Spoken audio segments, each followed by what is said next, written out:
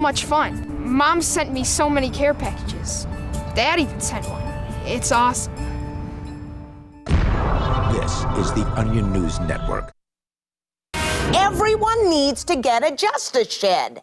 So you have a place to throw that little juvenile delinquent you caught loitering out on the street corner. This is not rocket science, people. I just call up my neighbors, Frank and Terry. We get out there with baseball bats, fishing nets, and we knock that suspect out. And we toss him in our justice shed. We just start dealing out some shovel beatings. That's democracy, people.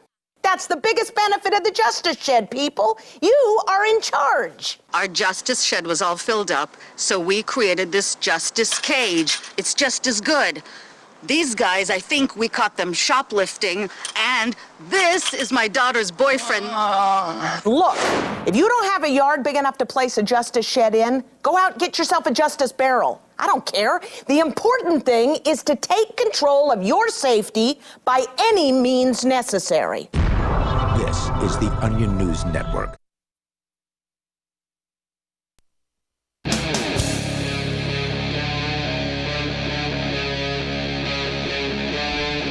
Free Talk Live.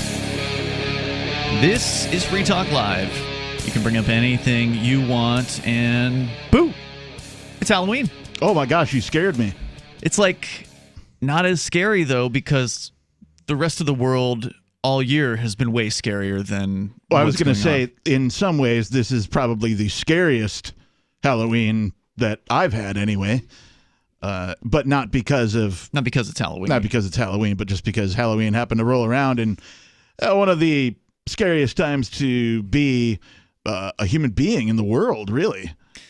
Well, why are you so scared? You're not scared of COVID. No, not at all. I'm scared of everybody, the everyman that has just accepted all of this lockdown crap. Yeah. You know, because of a disease that you have more than a 99% chance of recovering from, should you even ever get it or have symptoms of it. So right. That to me is scary. The stupidity, I talk about people are, we're going to see peak dumb at some point. It's on the rise. That's for sure. We're going up. It's hard to know when the peak is happening because the dumb just keeps on getting dumber. You have to judge it within your lifetime, right? Because you could go back throughout all of human history and go, well, people seemed to act more stupidly during this particular era or during this decade or whatever, right? Period of time. Mm-hmm. But I think you have to judge it within your lifetime because it's a personal judgment, right? You're judging really the whole of humanity at that point. You're going, wow, people are really dumb, man. I don't like saying that people are dumb. Mark has a habit of saying that. I do prefer to think of them as ignorant. Okay, I mean, yes, you have a point there. I just use the term dumb because, well, it's a layman's term. But they definitely are easily led. They are definitely gullible. Yeah. They definitely fall for these political authoritarian traps. Just been lapping it up like a cat fresh to a tray of milk, Yeah, and it's really sad. Of course, we can easily put some blame on the government school system for indoctrinating the super majority of people into this. And let's make that plural, government school systems, because we're not just talking about the U.S. government. Sure. I'm not anyway. When I'm judging, humanity as a whole, at this point, the reason that I think the world is scary is because this is a global thing. This isn't just relegated to the United States of America where these lockdowns and, this overreach by governments are happening. It's happening across the globe, at least in all, we'll call them westernized countries, and even in some that aren't. Oh, yeah, absolutely. We had a guy from Africa call earlier this year about some of the just terrible things happening in Uganda, for instance, under the name of COVID.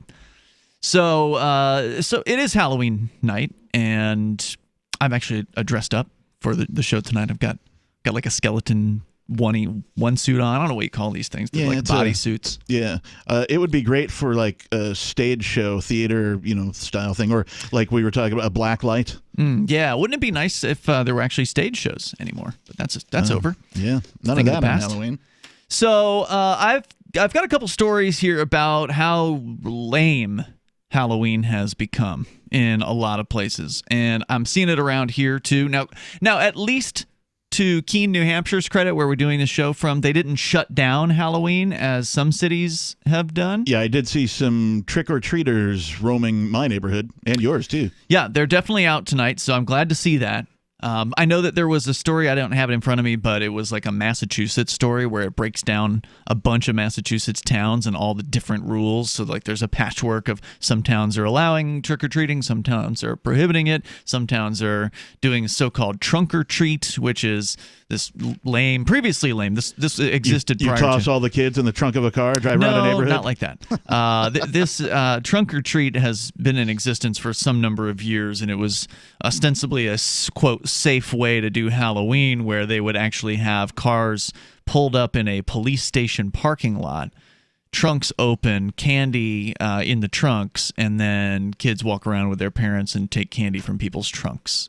The idea is that since it's in the police station parking lot, people will be safe from whatever they think bad things are going to happen to kids. That almost never happened to kids, by the way, on Halloween, all the scary stories.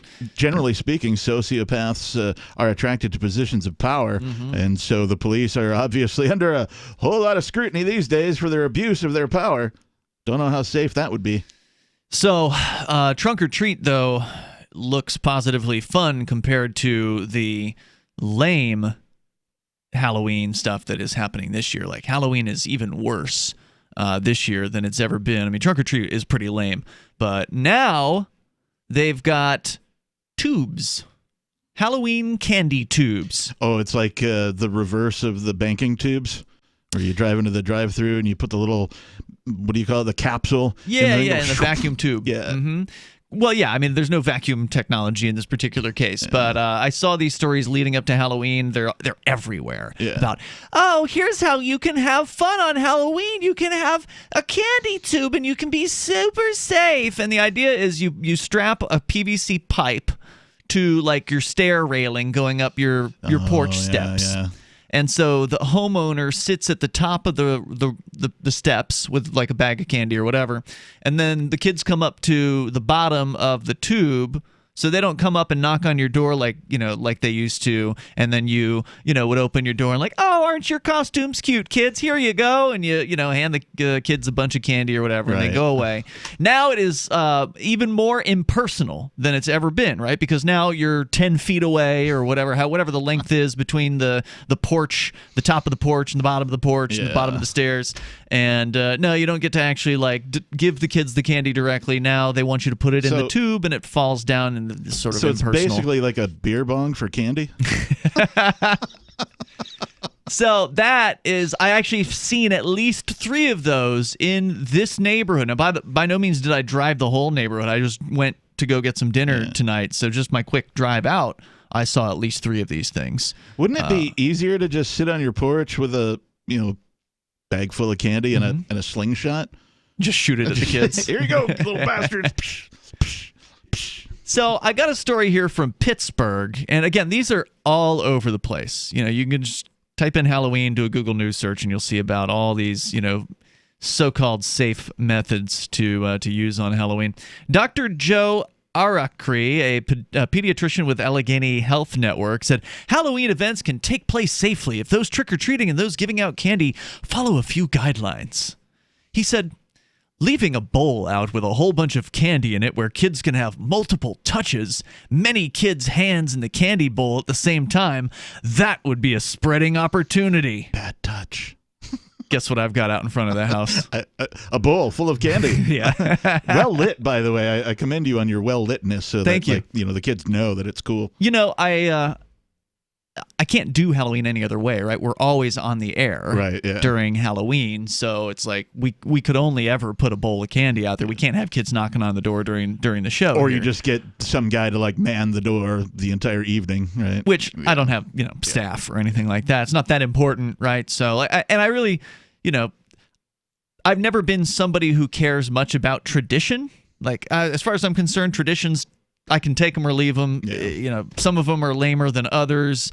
But I kind of like Halloween better than a lot of the holidays out there. It's the least offensive to me, anyway. It's the most fun, I think, as well, and it's something that everybody can have fun with to whatever level that they want to.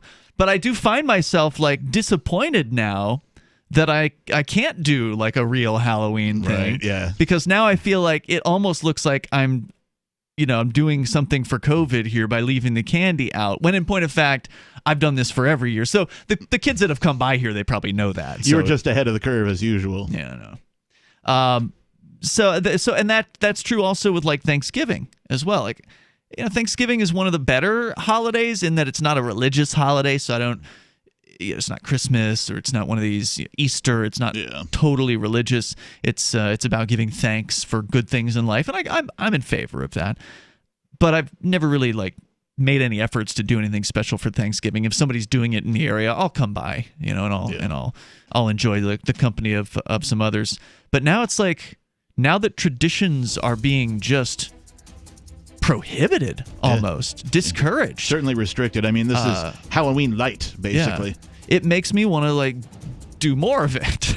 So the toll-free number here is 855-450-FREE. We'll get into some more lame-o modifications to Halloween. What used to be a really fun holiday, they are just extracting all of the fun out of this, and we'll give you some of the examples of that coming up here. If you want to share your thoughts, you can join us as well. Free Talk Live. Look, I'm sorry, but you're in for a world of pain if you use Koinomi. The reason is their wallet doesn't support payments. The solution is simple. Let them hear your voice. Message Koinomi on Twitter, it takes 5 seconds, and tell them AnyPay sent you, because they're on the fence right now, and your voice will prove that people care about using Bitcoin for payments. Go tweet at Koinomi now. Or even better, leave a review in the App Store. They really pay attention there. Thanks.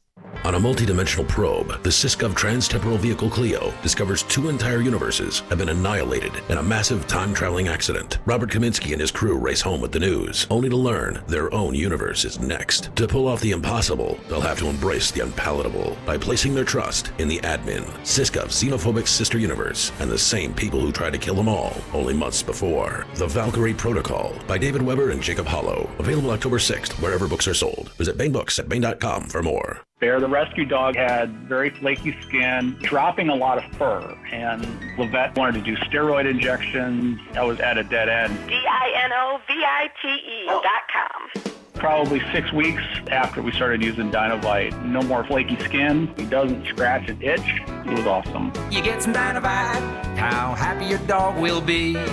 Every rescue dog in America deserves Dinovite for 90 days. DINOVITE.com.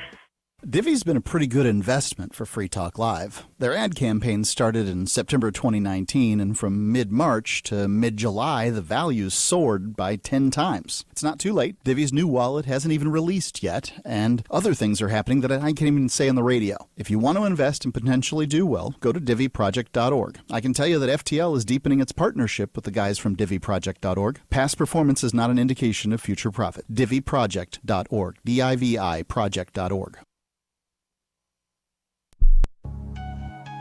A congressman recently revealed that legislation totaling 2,900 pages and involving more than $1 trillion was available to members of Congress for less than 48 hours to study and consider. That's over 60 pages of legislation per hour.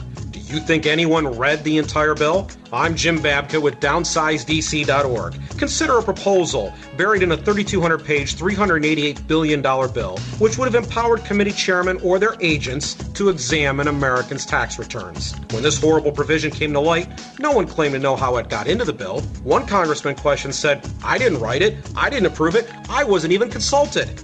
If your attorney represented you this way, he might be disbarred. But this is how Congress represents you every day. That's why DownsizeDC.org has created the Read the Bills Act. You can force Congress to read their bills before they pass them at DownsizeDC.org.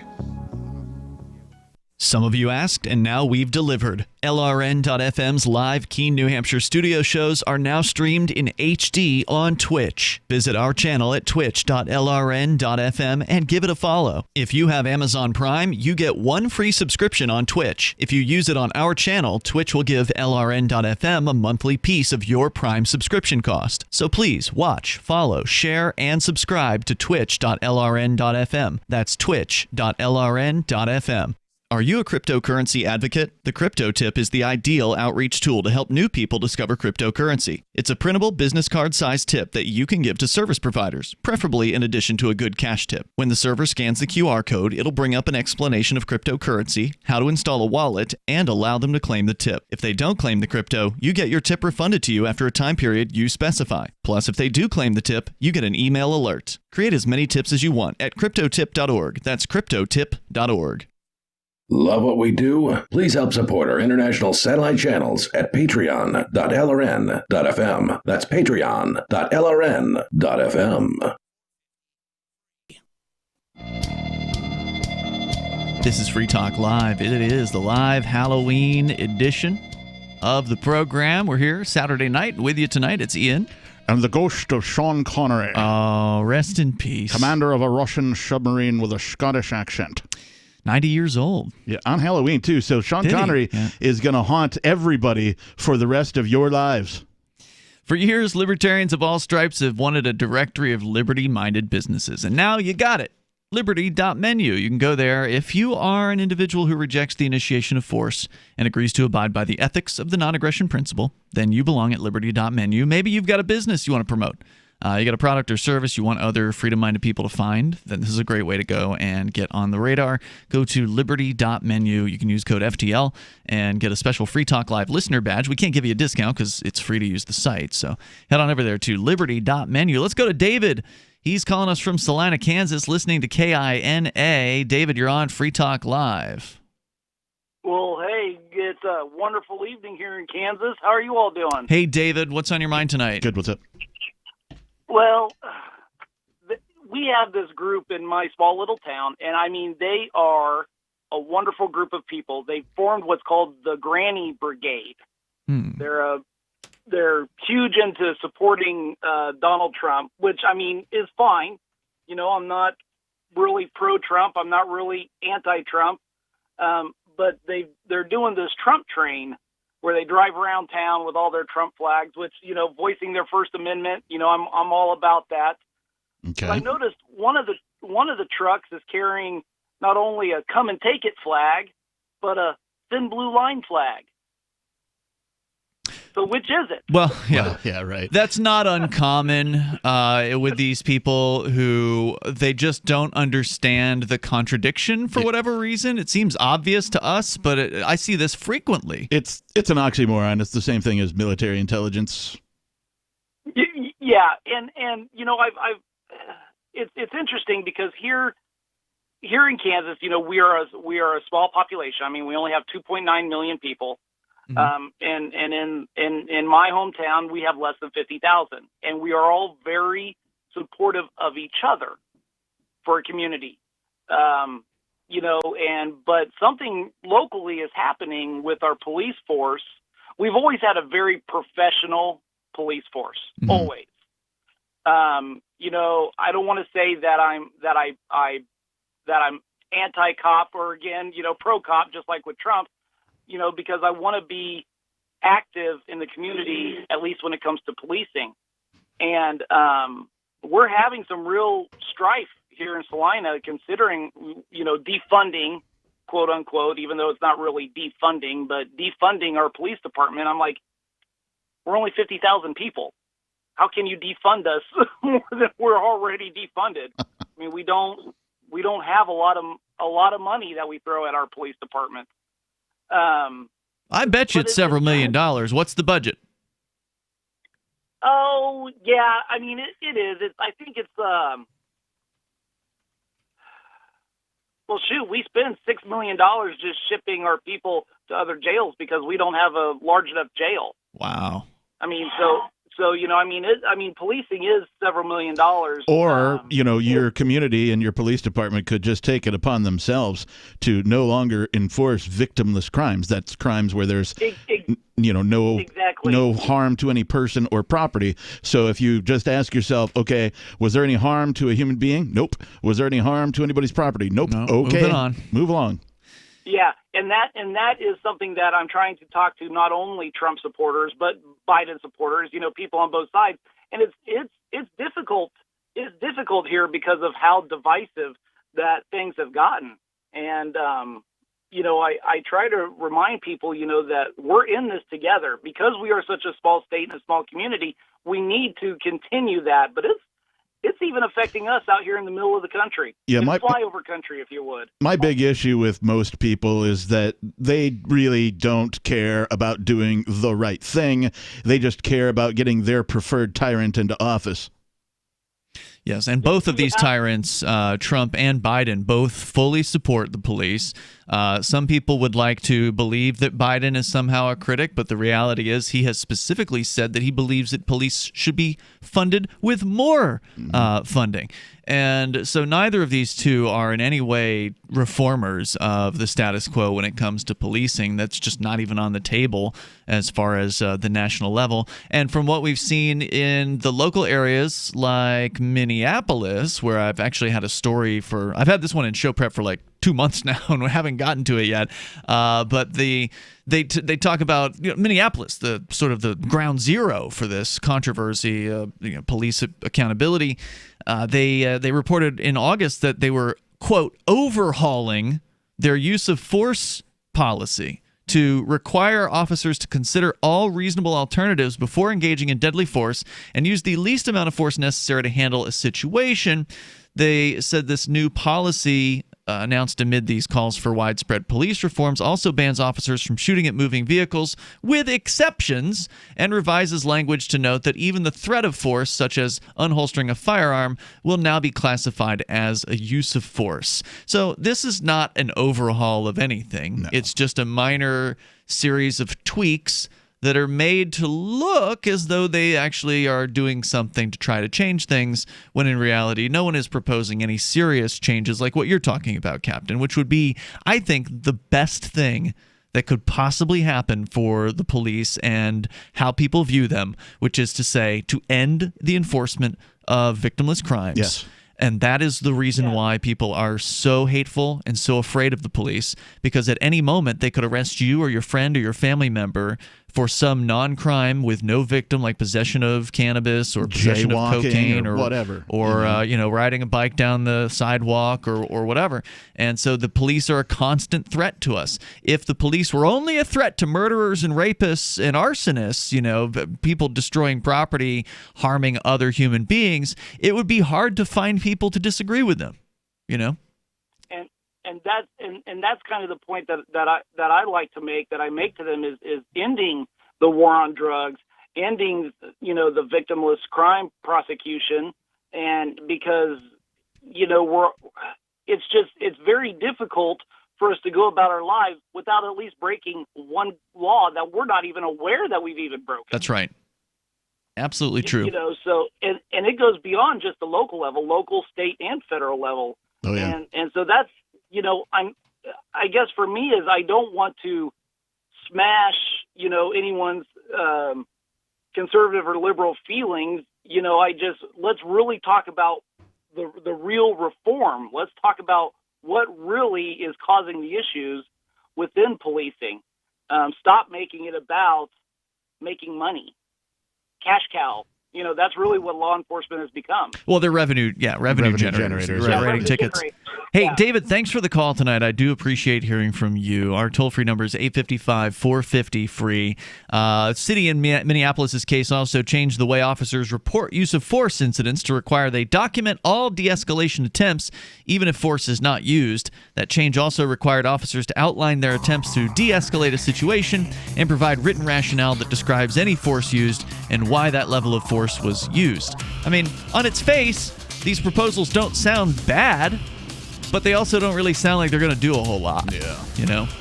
855-450-FREE. That's 855-450-3733. There needs to be fundamental change, not this little nibbling around the outsides. More coming up here. This is Free Talk Live. So when we brought him home, we didn't realize that Bear, the rescue dog, was actually sick. He had very flaky skin. He was dropping a lot of fur, and the vet wanted to do steroid injections, special dog food. Nothing seemed to work, so I was at a dead end. DINOVITE.com. I've been hearing Dinovite on the radio for years. It never actually crossed my mind to try it until it finally sunk in. Oh, you're talking about hair and skin, and all right. I'll try it. Well, it took probably 6 weeks, but after we started using Dinovite, no more flaky skin, he doesn't scratch and itch, and he started to put weight on. Dinovite is nutrition. I wish that we would have started the Dinovite right away. It would have been so much easier. You won't believe how happy your dog will be. Every rescue dog in America deserves Dinovite for 90 days. DINOVITE.com. Why did you move to the Shire? I moved here to the Shire because there's other people around who take liberty just as seriously as I do. I moved to the Shire because I saw videos of people challenging authority and thought that I could get support myself. It called to me, like, do this, right now. I wanted to be around people like me who got it, and once I got here, I knew there was nowhere else that I wanted to be. I've always wanted to change the world, so I moved to the Shire to join people who were actually working towards doing the same thing. The people here are awesome, loving, and positive. It was for the adventure and for the feeling of something important is happening here, and I just wanted to come to sort of be part of that. Visit ShireSociety.com to read and sign the Shire Society Declaration and learn the reasons why, if you love liberty, you should immigrate to the Shire. Plus, connect with others via the forum at ShireSociety.com. That's ShireSociety.com. Want to accept Bitcoin at your online store? There's a good chance you already have what you need: a WordPress using WooCommerce and a Bitcoin address. Now all you need to start taking Bitcoin payments on your website is the AnyPay app on your Android or iPhone. Just paste your Bitcoin address into AnyPay, then connect it to your website with our one-click plugin for WordPress. Now your website takes Bitcoin, start to finish in 15 minutes or less with no complicated steps. Download AnyPay from the App Store today.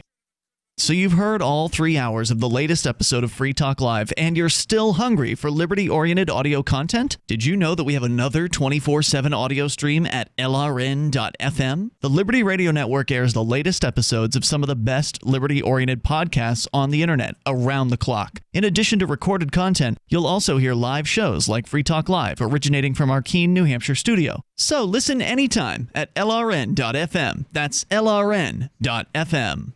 LRN.FM's free-to-air satellite feeds blanket most of 2 continents. It was my goal to put our channel there so people without internet could receive our programs and feed pirate radio stations. As our contract with our satellite provider is coming up for another 3-year renewal, I have to consider calling it quits. It's rare that we get feedback or support from our satellite users. We started a fundraiser a few years ago, and though there are a bunch of great contributors to it, as of this recording, it covers 15% of our monthly satellite costs. Please email lrn@lrn.fm and tell me how you use the satellite feed. Better yet, chip in at fund.lrn.fm. The costs aren't the issue. We can afford them, but why continue something not valued by the market?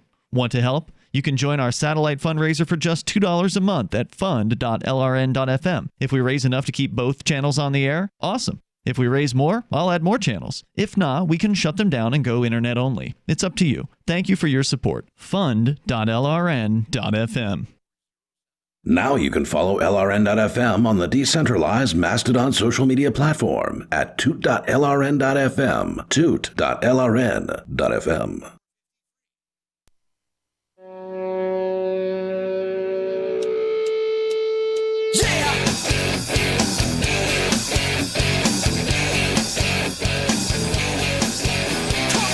Free Talk Live, and you can bring up whatever you want.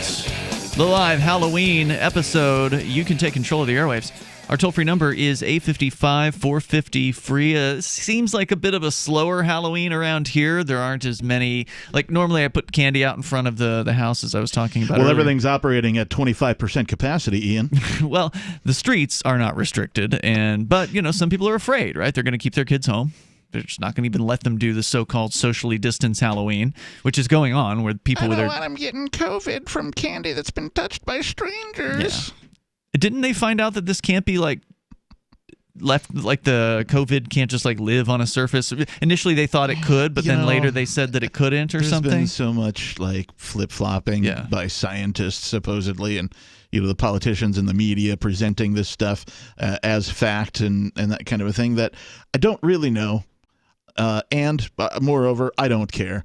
They're saying now that the spread is increasing. There's a silent epidemic because all of the asymptomatic people that are testing positive for COVID. And you're like, so an epidemic of people who are not sick?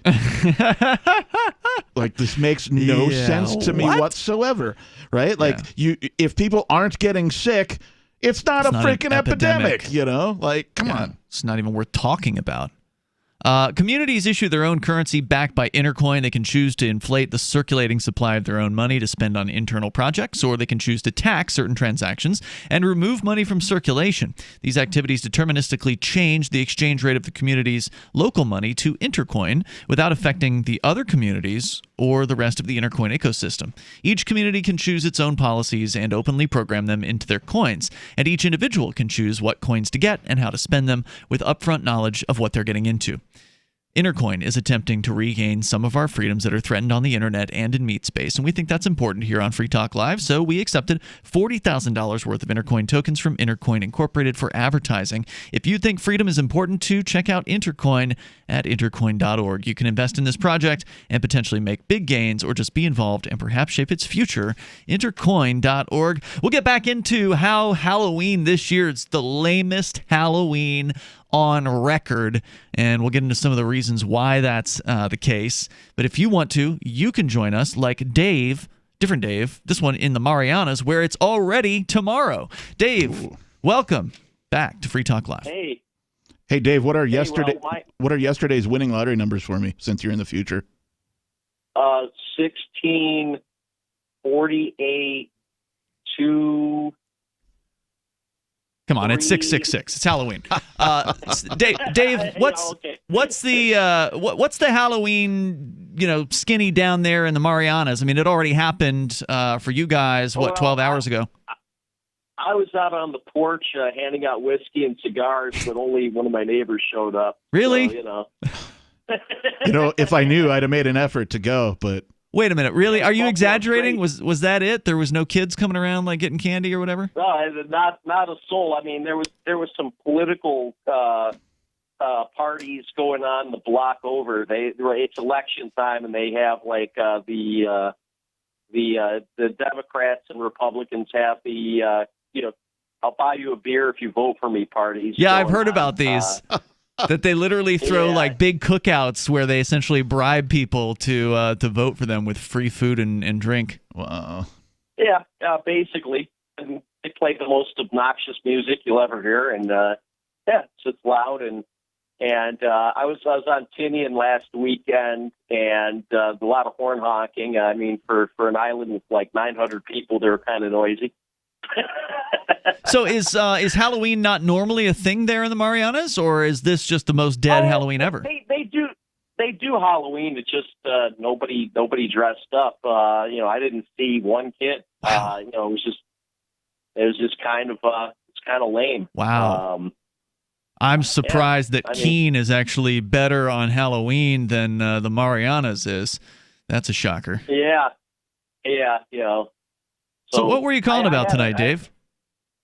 Well, I tried to call a couple of days ago. You're talking about masks being manly, and no, we weren't. We had a power outage. Just to be clear, what you're referring to is an article about that we were sharing where the author was suggesting that that men don't want to wear masks because it's an infringement on their manliness. It's power tools. AKA toxic masculinity. And of course, that's not at all the reason why any of us that I know of are not wearing masks. We're doing it out of principle. Right. Me too. Same thing. It's like, and the thing is nobody's really following any of this stuff here anymore. It's kind of like, you got two types of people. You got the you got the guys that sit and they'll be driving a car by themselves and they'll wear a mask. And, those people are going to wear masks regardless. But, I haven't been hassled much. But I've been getting messages from people I know over in other countries. And a friend of mine in Thailand said that the reason why COVID is so low in Thailand is because nobody's being tested. It's like the Thai government said, "Oh well, these tests cost money, and we don't have money, so we're not going to test." And, Schrodinger's virus. And therefore, yeah. So well, why spend all this money on testing? I mean, it's a rational position, right? If this thing isn't as deadly as people think, and it's nowhere near as deadly as people seem to think that it is, then why spend money testing people like crazy? It's just the governments that are doing this are doing it because they want to have some sort of numbers to report, to scare people, and to make them obey. So it's surprising that the Thai government isn't following suit, but I did hear that they along with Sweden, are one of the better nations on the COVID situation. Yeah. I mean, and what can I say? And then the other thing I wanted to let you guys know is they're building a full Marine Corps air station next door on Tinian, which is going to be operational in 2028. That sounds bad. I mean, it could be good or bad. I mean, I'm thinking of opening the bar over there. But right now they've got the Seabees building the camp for the Seabees who are going to be building the base. The CDs? Seabees Construction Brigade. Yeah, U.S. Navy Construction Battalion. Yeah. Can do. That's their motto. They're basically the U.S. Naval Construction Battalions. So yeah, they got like 50 guys over there building the camp for the people that are going to be building the actual base, and they're estimating about 5,000 Marines are going to be permanently there. That sounds awful to me. Like I definitely don't want to have more federal government anywhere around me. But I do understand that's going to be good for business. A lot of those Marines, as you said, you're thinking about opening up a bar. I'm sure you'll do just fine because those guys would love to drink, I'm sure. Dave, thanks for the update there from the Marianas tonight. I appreciate it. Enjoy your day as he's calling us from the future. Oh, yeah. Good morning, Dave. Future. Let's go to... It's Night of the Daves. It's a different Dave calling from Oregon this time. Dave in Klamath Falls. Wow. Indeed. Thank you for taking my call. I listen to you guys just about every week whenever I can, and you do a great show. Wait a minute. I think the board op misspelled where you're from. He put in Klamath Falls. Isn't it Klamath Falls? Klamath, yeah. Klamath? Klamath. Yeah, okay. Klamath Falls. He got it wrong. Anyway, go ahead. Cool. Okay, here's my conspiracy theory about why Trump doesn't want anybody to see his tax returns. Remember, he was friends with Hillary and Billary, and they go way back. And I have a sneaky suspicion that Hillary paid him a whole bunch of money to act obnoxious and say ugly things so it would make her look better so that she could win, and that's all over his tax returns. It's just a theory. Well, I mean, it's an interesting theory, but Hillary she's a horribly ugly, terrifying woman, but she's not a fool, right? So if she was going to be paying Trump off like that, I'm sure she would do it through a shell corporation, and so you would never have any idea it was actually her based on just looking at his tax returns. But it's an interesting theory. Dave, thanks for the call tonight, man. I appreciate hearing from you. The toll-free number is 855-450 free like freedom. I mean, this is the same woman who was accused of running drugs out of the Mena, Arkansas airport. It's Hitlery, by the way. Yeah. 855-450 free. You can join us on Free Talk Live. Silver has always been nature's very own antibiotic, and only one system allows you to generate an endless supply of natural silver solutions. SilverLungs.com. You'll find no wild claims or pseudoscience, just a lifetime of nano-sized pure silver solutions. The Silver Lungs generator allows you to make your own, so stop paying for silver solutions. The unique lung delivery system targets respiratory infections where other silver solutions simply cannot reach. See the Silver Lungs generator and lung delivery system at SilverLungs.com. That's SilverLungs.com. At 58 years of age, I noticed a dramatic energy decline. After a 5-day work week, I had to use one of my days off to rest and recover. I also had cut my gym visits down from 3 times a week to once a week. Since I began using Green Meadow Way, my energy level has greatly improved. I no longer have to take a day to recover. I have increased my gym visits back to 3 times a week. I'm actually more active and feeling better now than I have in the last 5 years. It's so nice to wake up in the morning feeling good and ready to go. Before trying Green Meadow Way, I must have tried every whey protein product on the market, and every one of them caused me bloating, gas, and constipation. I've had no such issues with Green Meadow Way. In fact, I'm sleeping better, my vision has improved, and surprisingly, my emotional and mental state has also improved. I love what Green Meadow Way has done for me. Green Meadow Way comes from milk derived from grass-pastured cows. To order, call 888-988-3325 or visit greenmeadowway.com.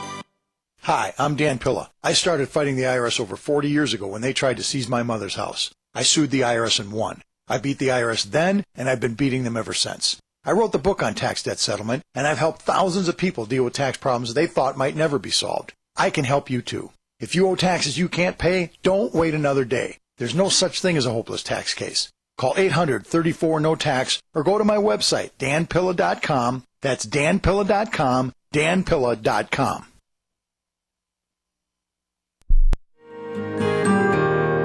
So the protection of life, liberty, and property is what the Free State Project is all about. But it's an effort to move 20,000 people who understand. It's about demonstrating to the entire country that, yeah, we can have a free market, a truly free market. Making it just a freer, great place to live. It's the world's largest voluntarist libertarian community, and it's only getting bigger. That's amazing, to be able to move to a place where other people passionately believe in being free and independent. What the Free State Project is managing to do, though, is to put their money where their mouth is. It's physically getting up across the country and saying, let's go someplace and let's demonstrate the power of these ideas. There's a lot of kind of philosophy that surrounds liberty. There's a lot of thinking about it and talking about it. But here in New Hampshire, people are doing it. 101 Reasons Liberty Lives in New Hampshire, a documentary by Free State Project Early Movers. Watch it free at 101reasonsfilm.com. 101reasonsfilm.com. If you want to know the latest about Free Talk Live before we go on the air, all you need to decide is how you want it delivered. It's your choice. Visit news.freetalklive.com to receive our usually weekly news updates by email. Plus, we have a Twitter account at twitter.freetalklive.com, and you can follow us on the decentralized Mastodon platform at toot.freetalklive.com. So please follow us at toot.freetalklive.com and sign up for our emails at news.freetalklive.com. Are you tired of your taxes funding endless occupations around the world? Antiwar.com is run by people who understand that wars abroad become wars at home, wars on our freedoms. Antiwar.com is dedicated to bringing you the latest in news, views, interviews, and reviews from the top movers and shakers in the anti-occupation movement. Antiwar.com has it all, from thorough foreign policy analysis to interviews with whistleblowers who used to run the military-industrial complex. Anti-war, pro-free market. That's antiwar.com. This is the Liberty Radio Network, broadcasting the latest liberty-oriented audio content 24 hours a day at LRN.FM.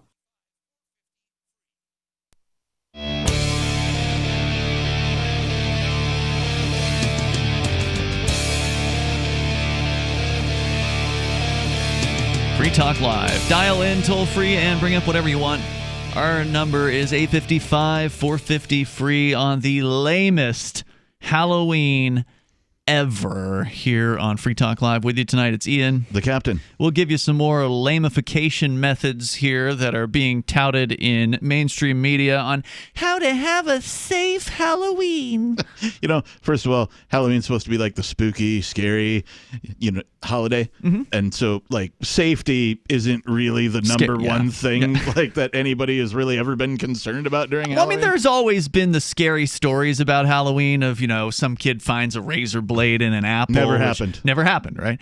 Or some kid got some candy, but it was actually ecstasy. Also never happened. It's like Halloween is a very safe... I guarantee you that as a child who was early into drugs and alcohol, that if somebody had given away candy laced with drugs of any kind, I would have been a recurring trick-or-treater at this person's house. Plus, the fact is, if there actually was somebody who received an ecstasy pill as like a kid, and if they put it in their mouth and tried to eat it like a piece of candy, they'd spit it out. Yeah. Because it's nasty.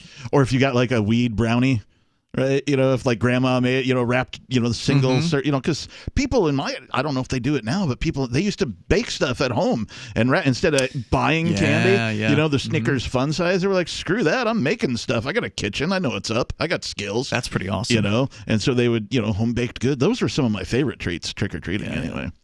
So, I mean, the point being, Halloween has been a very safe holiday. It's very, very rare that anything bad will happen. I mean, the biggest risk on Halloween, honestly, is getting hit by a car. Yeah. Car driver's not paying attention. You don't have anything bright on your outfit. You're a kid. You're not looking both ways before you cross the street. That's more likely to happen than anything else. Bunch of kids floating around a neighborhood when it's dark. Yeah. That normally isn't flooded with children on any other time of the year. Somebody behind the wheel isn't paying attention, and you get an accident. 855, 450 free. But no, that's not enough safety. Now they've got to go to the max with this ridiculous stuff, which we'll tell you more about coming up here. But first, we're going to go to your calls and thoughts right after I say thanks to Studio 8424 LRN, who is a Free Talk Live silver amplifier. Studio 8424 LRN contributes $5 a month to the AMP program. It helps us get Free Talk Live on more radio stations. So people just make up these names when they contribute? That's right. That's cool. Yeah. So thank you. And if you want to join the AMP program, you can go to amp.freetalklive.com, as Studio 8424 LRN has done, and you can help us, and you get some cool perks, get some benefits out of that as well. Let's go to the phones, too. Your calls and thoughts. Mark is in Arkansas. You're on Free Talk Live. Hello, Mark. Hey, guys. How you doing? Hey, welcome. You're on the air. Thank you. So I heard y'all talking earlier about victimless crimes, and I understand that, drug possession, if a guy wants to smoke some pot or heck, shoot heroin, whatever, if he does it on his own property and he's not affecting anybody, that would be a victimless crime. But then that's right. I got to thinking, well, this guy shoots up heroin or whatever, gets behind the wheel of a car, hits somebody, something like that, because he's mentally impaired. That's when it becomes not victimless, right? Sure. It's also right now illegal to drive a car while drunk, but it shouldn't be illegal to drink. And it's also illegal to drive a car while nodding off, right? Like if you're doing anything that is of a danger like that, a danger to others, you shouldn't be behind the wheel. Okay. So, and I'm conservative in my political leaning, only so much as I'm really close to libertarian, but my understanding of the libertarian way of looking at laws is to not have any police and to have as few laws as possible. So I go, if we're not going to have police, then what crimes are considered victimless that don't need to be enforced? And then for those crimes that are victim crimes, so to speak, how would those even who would enforce the law? Who would? Well, it sounds like it sounds to me like you're asking about how is justice, how does justice occur in the absence of, a large government that, it uses violence as its only. There are many ways to do that. And in fact, I would assume that many ways would pop up in the absence of what we currently have. The government claims a monopoly on all of this stuff at this point in space and time. So nobody else is free to invent or come up with any ways to handle that. I suspect that if government were to go away, that the first thing that would happen is insurance companies would take up the burden of providing most of what we see as the bureaucratic side of justice. That is to say, oh, hey, let's improve your personal insurance policy so if you get mugged, you're covered. Right, that kind of a thing. Whatever the crime is that you're worried about. You're worried about getting hit by a heroin addict piloting a car. Okay, well, you can buy a policy that's catered to that, right? If you're worried about break-ins in your community, you and your community can get together. I got to stop you there. So let's take a look at what you're saying here. Are you saying the heroin addict can just go around running into everybody he wants to, and there's not going to be anybody to stop him? Well, they currently can do that right now. Well, no, there's men with guns who will show up if somebody calls them, hopefully, and they could take that heroin addict off the streets and stop that person from doing that. Well, only after he's already done it. Sure, but if he hits one person and then these guys show up and they put him away, then he can't just like get behind the wheel again and hit another person or another person or another person, right? So like... Yeah. Would there be the insurance companies? Would they be providing actual men with guns to be able to stop a bad guy? Because I think most people want that kind of service. It would depend on the situation, right? But I suspect that there would be some sort of cooperation. So let's say this heroin addict also subscribes to some sort of personal protection policy. The company that he subscribes to would have some sort of cooperative agreement with the company of the victim in this case, and those two entities would get together and figure out what to do, depending on the agreement that was signed. So, for example, if the heroin addict signs something that says, hey, if I cause harm to another person... Why would the heroin addict sign that? He's a loser. To get the good rate of insurance, right? Why does he care about insurance? He's a heroin addict. He's not going to be able to afford an insurance bill. How do you know? He's a doper, dude. He's going to spend all his money on heroin. Have you met these people? There's plenty of functional drug addicts in the world. Stop it a little? Go ahead, Mark. Say again. So think about this. Murder. Couple of guys get to a fist fight, somebody dies. The police actually have a investigative arm. Who would investigate, how somebody dies to determine if it was murder or not? Okay. I'll put it to you in as broad a terms as I can. Currently, there are a range of products and services being provided by the government at the behest of a gun. Right? That is to say, they claim a monopoly over it. They take your tax money in order to provide these products and services. You have zero choice in the provider, right? Now, anything that's a product or service can and will be provided in the market if it was allowed to be. So whatever you envision that there is now and you're having difficulty seeing what it would be in the future, that's exactly the position you should be in, because it has yet to be invented, because it can't be. Yeah, so one of the difficulties of being a libertarian or a voluntarist, somebody who might be advocating for the complete abolishment of all things state, of these state monopolies, is people will come up with these legitimate questions. All right, well, guys, what's it going to look like? And these are great questions, by the way. And the reality is, Captain doesn't know. I don't know. Right. You don't know. We don't know what the entrepreneurs will come up with. The insurance thing's a good, it's a good pitch. Maybe it'll work out that way. Maybe it won't. It's just something that I've thought of, that I've heard other people sort of talk about from time to time. Yeah, and it may be that let's not go all the way, right? Let's say that there's plenty of libertarians who I think would agree that just ending the war on drugs, ending the constant violations of people's rights with victimless crimes, you cut all that out. And if we had a monopoly service provider who all they did was investigate murders and rapes, I mean, it would be hard to be that concerned over what they were doing. It would be hard for people to be outraged if they were investigating those crimes. They're going to get it wrong sometimes. There's going to be some problems with that situation. But I think what you were saying before, Captain, if there was the ability to have competition in the marketplace, if people had the freedom to say, all right, well, the government police, they still exist. Okay, let's say this. Government police still exist, but we take away their monopoly. And now they have to exist and actually raise money voluntarily. In a competitive environment. Right, where somebody else can start up a competing entity that might be better at investigating murder. Another entity might be better at investigating rape or whatever. And then we could have like a competing marketplace in protection services. Now, what would that look like? It's hard to say. I can see the competing to investigate, because I know a lot of scientific and commercial commercially developed products. Hold that thought, Mark. We'll bring you back here in a moment. It is Free Talk Live. Having taken her father's throne, Sarah Calhoun has fallen out with one of her best allies, and her brother Nathaniel heads into Imperial Philadelphia with a reckless plan. Her uncle Thomas, armed with new powers and new allies, aims to remove Sarah from her throne and from the world of the living. To survive, and to gain the strength she needs to fight an impossible war, Sarah must unite the Mound Builder Kings to enact an ancient rite that will propel her beyond mortality. Servant Daughter by DJ Butler is the newest entry in the Dragon Award-winning Witchy War series from Baen Books at BaenBooks.com. Did you know you can support freedom of speech just by visiting shop.freetalklive.com? You'll see links to Walmart, Love Java, Newegg, and more. Every day, Free Talk Live is at the forefront of the liberty movement as the biggest liberty-oriented talk show in the world, giving you a platform to be heard on any topic. Get listener-only specials without doing anything other than an extra click. Visit shop.freetalklive.com. Use the links and buy what you'd be buying anyway. Take action now. Save and support freedom. Visit shop.freetalklive.com. It's shop.freetalklive.com.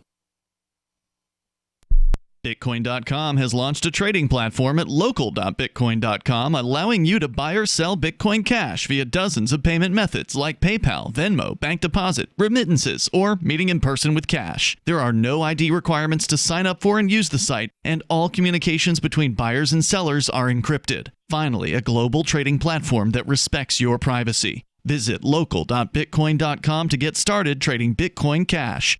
local.bitcoin.com. The LRN.FM social media channels have been revamped. We've eliminated Facebook and focused on other platforms like Twitter and Mastodon, the decentralized alternative to Twitter. On our accounts, you'll find posts from multiple LRN.FM show hosts together in one place. Follow us on Twitter at twitter.lrn.fm, or better yet, move to the decentralized Mastodon social media platform at toot.lrn.fm, toot.lrn.fm. I think you'll like it.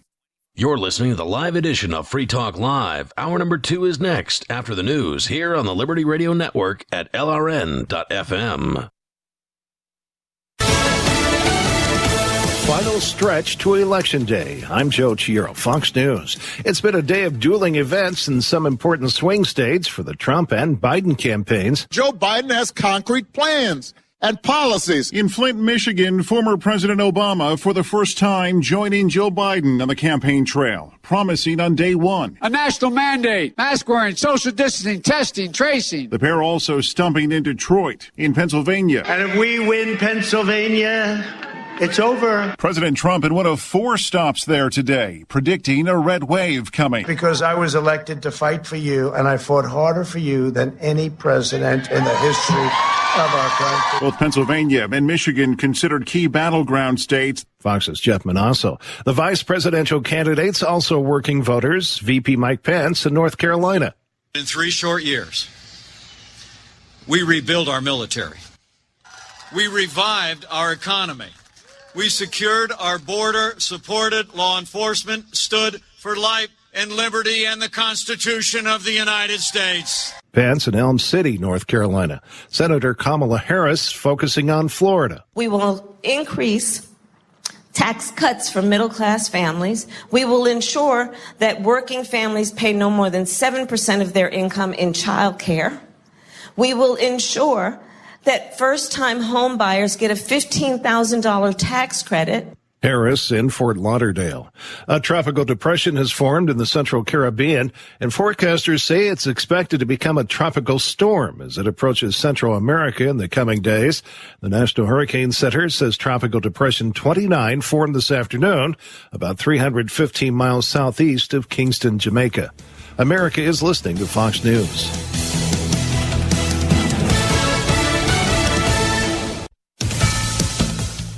Republicans and Democrats are in the fight for the political soul of Arizona. President Trump, who has visited the Grand Canyon state 7 times this year, has managed to tighten polls that have had him trailing Joe Biden. Maricopa County, which is the second largest voting jurisdiction in the country, has partnered with these giant sports arenas so that folks can drop off their ballots in a contactless way. 2.3 million ballots have already been dropped off by voters here in Arizona. That is a record, and the processing began 11 days ago. Both campaigns were in this battleground state this week. Senator Kamala Harris did outreach to Black and Latino voters during 2 stops, and in Goodyear, Arizona, the president rallied thousands of supporters at the airport there, and the vice president also made stops here yesterday. Fox's Alicia Acuna.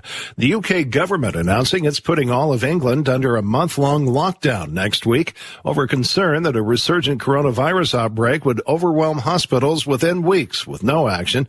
Prime Minister Boris Johnson said in a televised news conference the new measures begin Thursday and last until December 2nd. A popular menu item being brought back by a national restaurant chain. More from Fox's Paul Stevens. It's back nationwide after an 8-year absence. McDonald's saying its McRib sandwich will be available at all of its locations for a limited time starting on December 2nd. The barbecue-flavored pork sandwich with onions and pickles has drawn a cult following since its 1982 introduction, spawning a constant search and even a website, the McRib Locator, for fans who try and figure out where and when it might pop up and for how long. McDonald's customers in Germany, by the way, are the only ones who get the McRib year-round. Paul Stevens, Fox News. And I'm Joe Chiro, Fox News. When you're coping with bad news and the news media come calling, and they will, don't clam up. As notorious political figures find out the hard way, the cover-up can be worse than the crime. So get out in front of unfavorable news about your company, your group, or organization, or yourself. The sooner you confront a negative story, the sooner it will be over. Responding as quickly to negative stories as you do to positive ones enhances your credibility. Hiding embarrassing information or lying will do more damage than damage control. Never stonewall. Tell your side of the story, use specifics, and detail what corrective action has already been taken. Respond in kind. If the issue is emotional, don't sound like a cold, unemotional Mr. Spock. For more tips on critical communication skills for the way things are now, hit survivalspeech.com. I'm Holland Cook.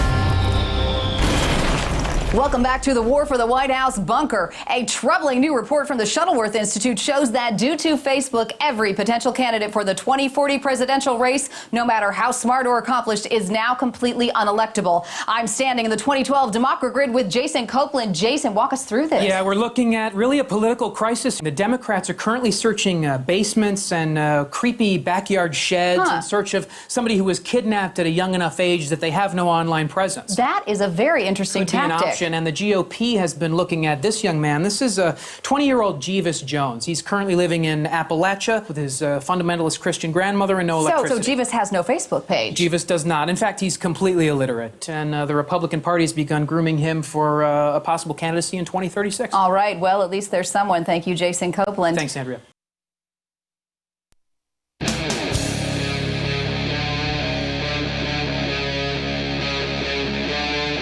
Free Talk Live. Free Talk Live. You dial in toll free if you want to talk on the radio about whatever's on your mind. Although we started the show out with the lamest Halloween ever. We actually barely even scratched the surface on how lame it truly is out there. That's true. And if you want to comment on that, you're welcome to. But some people have been calling in about other issues tonight, which is totally fine. It's always open phones here on Free Talk Live. Well, we were talking about victimless crimes, and the caller, Mark, I believe, had asked, sort of a question, how do these things get handled if, they're not handled by, say, the police department? When you say these things, you mean actual crimes. Right, yeah. How does a person get prosecuted, or what happens if there is a murder or a rape or something like that? Who are the organizations that get involved and why? What happens if there's no government police, I think was basically the question. We actually still have Mark on the line with us. He had begun to explain something, and we didn't have enough time. So, Mark, do you recall what you were trying to get out there before the news? Yeah, I think we said that in a world where private organizations can compete with the government for solving a murder or investigating who gets the better result, that would lead to less government intervention in crime and less government overreach in our individual lives. But I think my last question for you before I let y'all kick me off is in the case of like somebody who gets murdered, how do you keep that from turning into vigilante justice? Because we see that in a lot of cases the party of one guy will say one thing and the party of another guy will say another, and before you know it, emotions are whipped up and nobody knows what the facts are, and people are wanting to create a blood feud over nobody really knows what happened. Well, for instance, I was just reading a story last night, which is really, really interesting, but probably way too long to read on the air here, about New Hampshire's, what they call, here in New Hampshire, they call the Lori list. It is a list of police officers who've had issues of trustworthiness in their police files and history. And it's basically a list of all the police in New Hampshire, isn't it? No, it's very limited because it requires the police chief himself of any given department to actually put someone on the list. So he's obviously going to protect plenty of his guys. So it's to do something. It's nowhere near as long as what it could be, but it's a secret list. And so the officers whose names are on the list are protected. It's like an internal list, basically. Well, the Supreme Court of New Hampshire just ruled that that list is not subject to confidentiality. However, they didn't release the list. They remanded it back to a lower court to decide on whether or not the list can be. It's a crazy situation.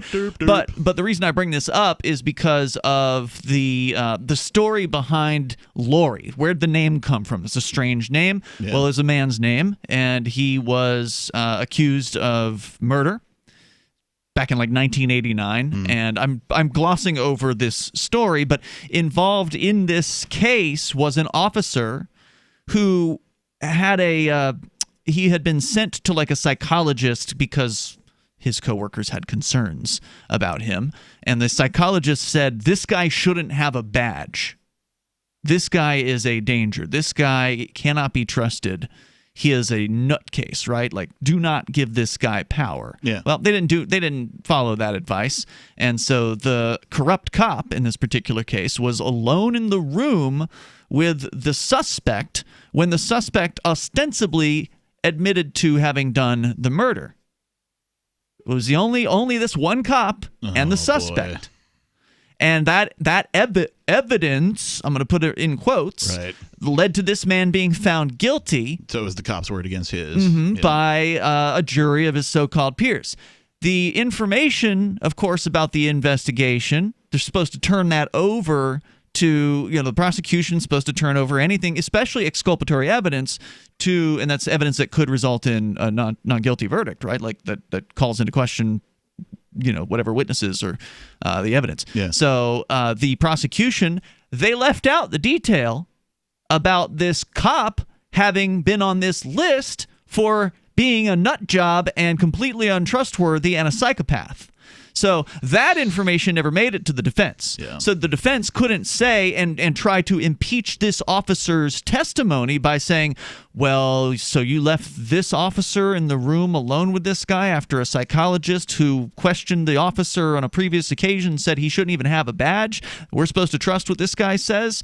They didn't know that the officer was in that. So anyway, I only bring that up as an example, and there are a myriad of these examples of where the police that people trust to do, fair and honest investigations of even things like murder, in a lot of cases, they're not fair and they're not honest, and they just want to find a guy who's breathing so they can put him in handcuffs and put him in a cell and make it look like they've actually found the actual suspect. So it's hard to imagine that a competitive market would somehow be worse, that a competitive market would somehow be vigilante justice as opposed to what we have, which is questionable levels of policing being able to bring people to so-called justice. So I'm going to give you another example, a more direct answer to your question, Mark, rather than just sort of passing it off and saying, well, this current situation sucks, so how could it be worse?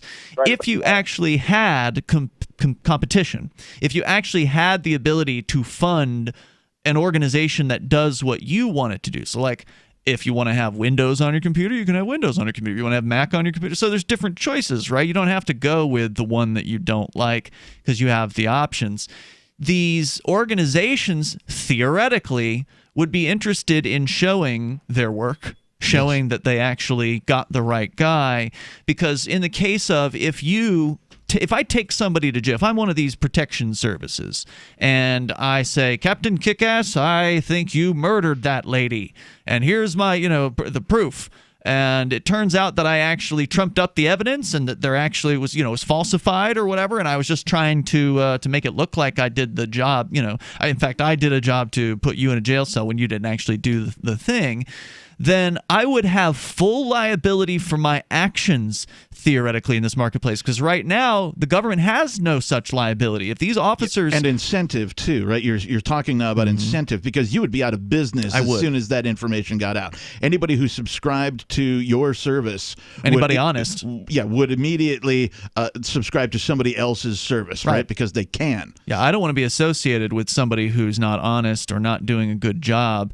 And in the marketplace, people who are doing a piss poor job of the thing that they do are going to go out of business. And I just want to be clear to everybody listening, the current forces that exist, we're talking police and that kind of a thing, they are reactionary forces. They are not preventative forces. For the most part. Right? Like, if a crime happens, they get called, right? And then they show up maybe, to the crime scene, maybe take down a report. That's generally how they go about their business. So, let's not be mistaken in thinking that these forces really prevent anything. What prevents people from being bad are the same things that have prevented people from being bad over the entire course of history, regardless of the level of government that existed or did not. And that's principles, ethics, and possibly even morals. Your thoughts, Mark? Well, I agree with you that there are some psychopaths who they gravitate toward the bad because they like power. Yep. I'm not sure how competing organizations would keep. Well, okay. Look at it this way, Mark. In the absence of the monopoly on violence that the government claims currently, right? They're the only ones who can initiate violence and get away with it, right? In the absence of all of that, you would personally be free to get justice to your satisfaction, whatever that means, when you can't do that now. So if somebody aggressed upon you or your family or your friends or your community, you would be able to seek the appropriate amount of justice that satisfied you, which you cannot do right now. As long as it was acceptable to the community at large. I mean, if you go out and just start icing people, that you think true vigilante justice, right? Like you go around just start, murdering the people that you think committed some sort of crime. Well, now you are the murderer, and the community probably isn't going to stand for that. Right. So, Mark, that's good questions, and I hope that we can continue the discussion. Feel free to call in again with further questions. There's a really interesting book that I turned into an audio book, I don't know, most of a decade ago, called The Market for Liberty. Oh, yeah. And it does address these issues. Love that book. Very well, I think. It was written in the 1970s. I think it was way ahead of its time, talking about... Who's the author? The Tannehills. It's a couple, right, Morris and Linda Tannehill. So check that one out if you want to learn more about this stuff. It's Free Talk Live. Divvy's been a pretty good investment for Free Talk Live. Their ad campaign started in September 2019, and from mid-March to mid-July, the values soared by 10 times. It's not too late. Divvy's new wallet hasn't even released yet, and other things are happening that I can't even say on the radio. If you want to invest and potentially do well, go to DivvyProject.org. I can tell you that FTL is deepening its partnership with the guys from DivvyProject.org. Past performance is not an indication of future profit. DivvyProject.org. DIVI Project.org. News from news.bitcoin.com. Bitcoin tops 13,000 and breaks its own record for consecutive days above 10,000. Satoshi Nakamoto, if alive, enters the top 200 world's wealthiest people. DC International Monetary Fund Manager warns of major financial reset imminent. PayPal begins selling and accepting Bitcoin. Bitcoin goes mainstream. Bitcoin.com is your source for getting started with cryptocurrencies, getting a wallet, buying Bitcoin Cash, and all the latest cryptocurrency news at news.bitcoin.com. What if the United States and the Soviet Union had fought on land, sea, air, and the astral plane, struggled for dominion across parallel dimensions, or on the surface of the moon? What wonders would have been unveiled? What terrors would have haunted mankind from those dark and dismal dimensions? Come closer, peer through a glass darkly, and discover the horrifying alternative visions of World War III from some of today's greatest minds in science fiction, fantasy, and horror. Weird World War III. Available now from Baen Books at BaenBooks.com. Having taken her father's throne, Sarah Calhoun has fallen out with one of her best allies, and her brother Nathaniel heads into Imperial Philadelphia with a reckless plan. Her uncle Thomas, armed with new powers and new allies, aims to remove Sarah from her throne and from the world of the living. To survive, and to gain the strength she needs to fight an impossible war, Sarah must unite the Mound Builder Kings to enact an ancient rite that will propel her beyond mortality. Servant Daughter by DJ Butler is the newest entry in the Dragon Award-winning Witchy War series from Baen Books at BaenBooks.com. Free Talk Live. I wanted to ask your listeners about the religion and the people who practice Wicca. What do they think their agenda is? Is it to take over the world? Or? Oh, no. No, I don't think so. I mean, because they're somewhat of bullies. They're bullies? What do you mean? They bully with the religion themselves. A lot of people are afraid of them. Can you give me an example? The Tea Party. The Tea Party has to do with Wicca? Well, it's mostly because they're so secretive. So the Wiccans. The Wiccans are secretive, and they have a lot of numbers, and they've infiltrated the Tea Party? Well, they use them, like, for instance, the breakdown of Obamacare. That could very well have been the Wiccans using their power to break down the computers. Free Talk Live, 7 nights a week from 7 to 10 Eastern, live on the Liberty Radio Network at LRN.FM. There are lots of ways to listen to Free Talk Live. Our podcast has been around since podcasts began, and now the FTL feed is loaded with content besides our full show archives. Did you know that we make it easy for you to customize your podcast subscriptions? We have different feeds, one that includes only our full shows, one with just the Daily Digest, and our main feed that includes everything. You decide what you listen to. It's quick and easy to customize your feeds at feeds.freetalklive.com. That's feeds.freetalklive.com. I'm a little obsessed with My Magic Mud. Several years ago, I met Jessica Armand, the founder and CEO of My Magic Mud, and I didn't even know my teeth were coffee stained. A week's worth of use convinced me, and now I use it every 3 or 4 days. It's clinically proven to whiten teeth, and I think it cleans better, too. My Magic Mud's available at most local health food stores, Sprouts, Natural Grocers, CVS, Walmart's Natural Beauty Aisle, but I can get it for you for 20% off with coupon code FTL20 at mymagicmud.com. FTL20 mymagicmud.com. You can sign up to receive the latest about the Liberty Radio Network via our email updates at updates.lrn.fm. That's updates.lrn.fm.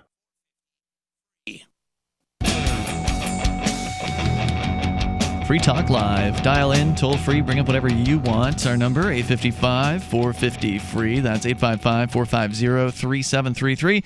We got the lame-o advice from these people that want to try to take all the fun out of holidays like Halloween. It seems that's the common thread these days, is just all the fun is being sucked away. Yeah, it really is. And it's the worst year ever because of that. So, or at least in my lifetime. With you tonight, it's Ian. The Reverend Captain Kickass is here. Toll-free number is 855-450-FREE. And we've talked about Divi here on Free Talk Live. They got some really easy to set up Masternodes. If you want to join that, you can do that. Go to diviproject.org. What is a Masternode? That deserves a little bit of research. It's sort of it's not the same thing as like being a miner in the world of cryptocurrency. You provide other services to the network, basically, besides mining. Yeah. And you are rewarded for those services. So if you want to learn more about Masternodes, you can go to diviproject.org. And also, it's super easy to stake Divi as well. You can purchase Divi from multiple exchanges or just buy it directly from the Divi team, what they call over-the-counter. And that's a good way to buy, especially if you're buying a large amount, because then you won't push up the price on the exchanges. So check that out, diviproject.org. They had a link to their Telegram channel right there where you can get directly in touch with them.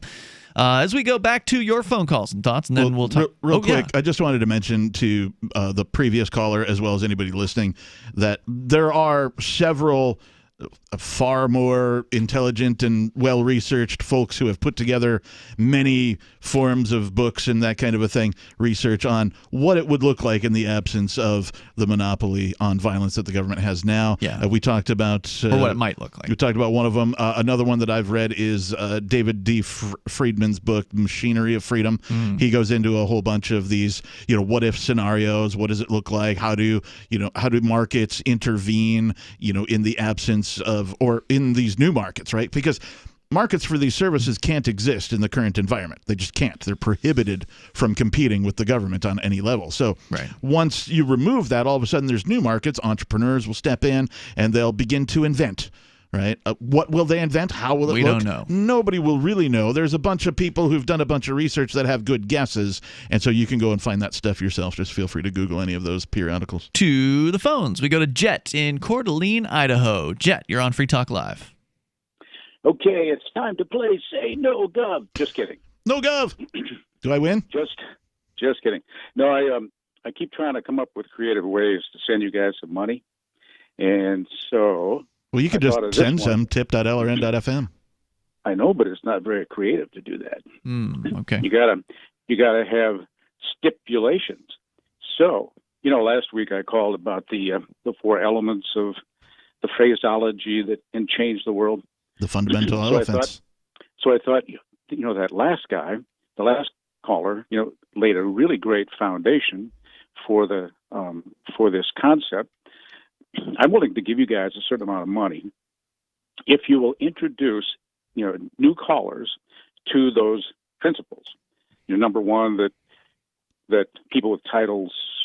Number 2 are just other people. Number 3 have no more rights than you. Number 4 than you or I. And when you do that, you simply ask the question: did you know that? Blah blah blah.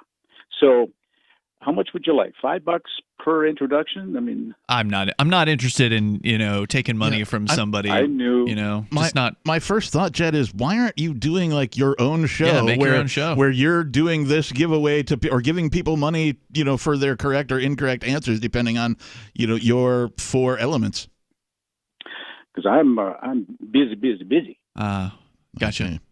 Well, look, hey, it's not that I'm against what you're saying, Jet. It's, I think we do as best of a job as we can on that, and I definitely appreciate your continued encouragement because you're not wrong. I mean, governments are just people, and it is important to say this. If you would ask this last guy the question, as part of his own inquiry. Mm-hmm. Which question? Did you know that these people? Did you know that these people are just other people and have no more right? I mean, that would help set the stage for him to think further. Well, I feel like we answered his questions pretty well. I don't know if if that additional question would have really broken through or anything like that, because he already was considering these concepts, and I suspect that his answer would have been yes. But now here you are asking that question, and I'm sure he's still listening. So you've had the same effect simply by calling in right after him. Yeah, and I wanted to make it short, but I just wanted to see if there was any amount of money that I could pay you guys to every so Money's often not a motivator for me, Jet. $1 million. Thanks for the call, man. I appreciate it. Toll-free number here is 855-450-FREE. That's 855-450-3733. For me, I'm in this for the activism. I'm in this for the point of talking about these ideas. To me, I've never really cared about making money off of this show. I had this discussion some time ago, and it was actually pointed out to me that I'm risking many things simply by doing this show, right? I'm risking certain employers not being willing to hire me. About you. They might think things, right? By being the character that I am and saying the things that I am, they may take actions against me if they don't like me for my opinions and what I say on the air. So, I'm certainly not in this for the cash. What I am in it for is because I feel that this is the most effect that I can have on the rest of humanity. Blabbing into a microphone about the philosophies of freedom, how freedom can, lead to, freedom's the answer. What's the question, as our friend Ernie likes to say? Yeah. I'm here because of that, because I feel that this is the most impact I can have.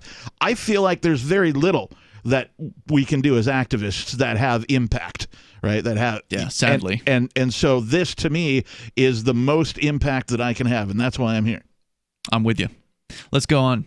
So in the beginning of the show, we started talking about how Halloween is lame. Lame-o-ween. It is lame to the max this year, and I've got an article, one of a myriad. It's not hard to find these stories. Every news agency out there is copying and pasting similar sounding stories about, here's how you can have a super safe Halloween and still have Halloween. So I just wanted to give you what they're saying to people out there.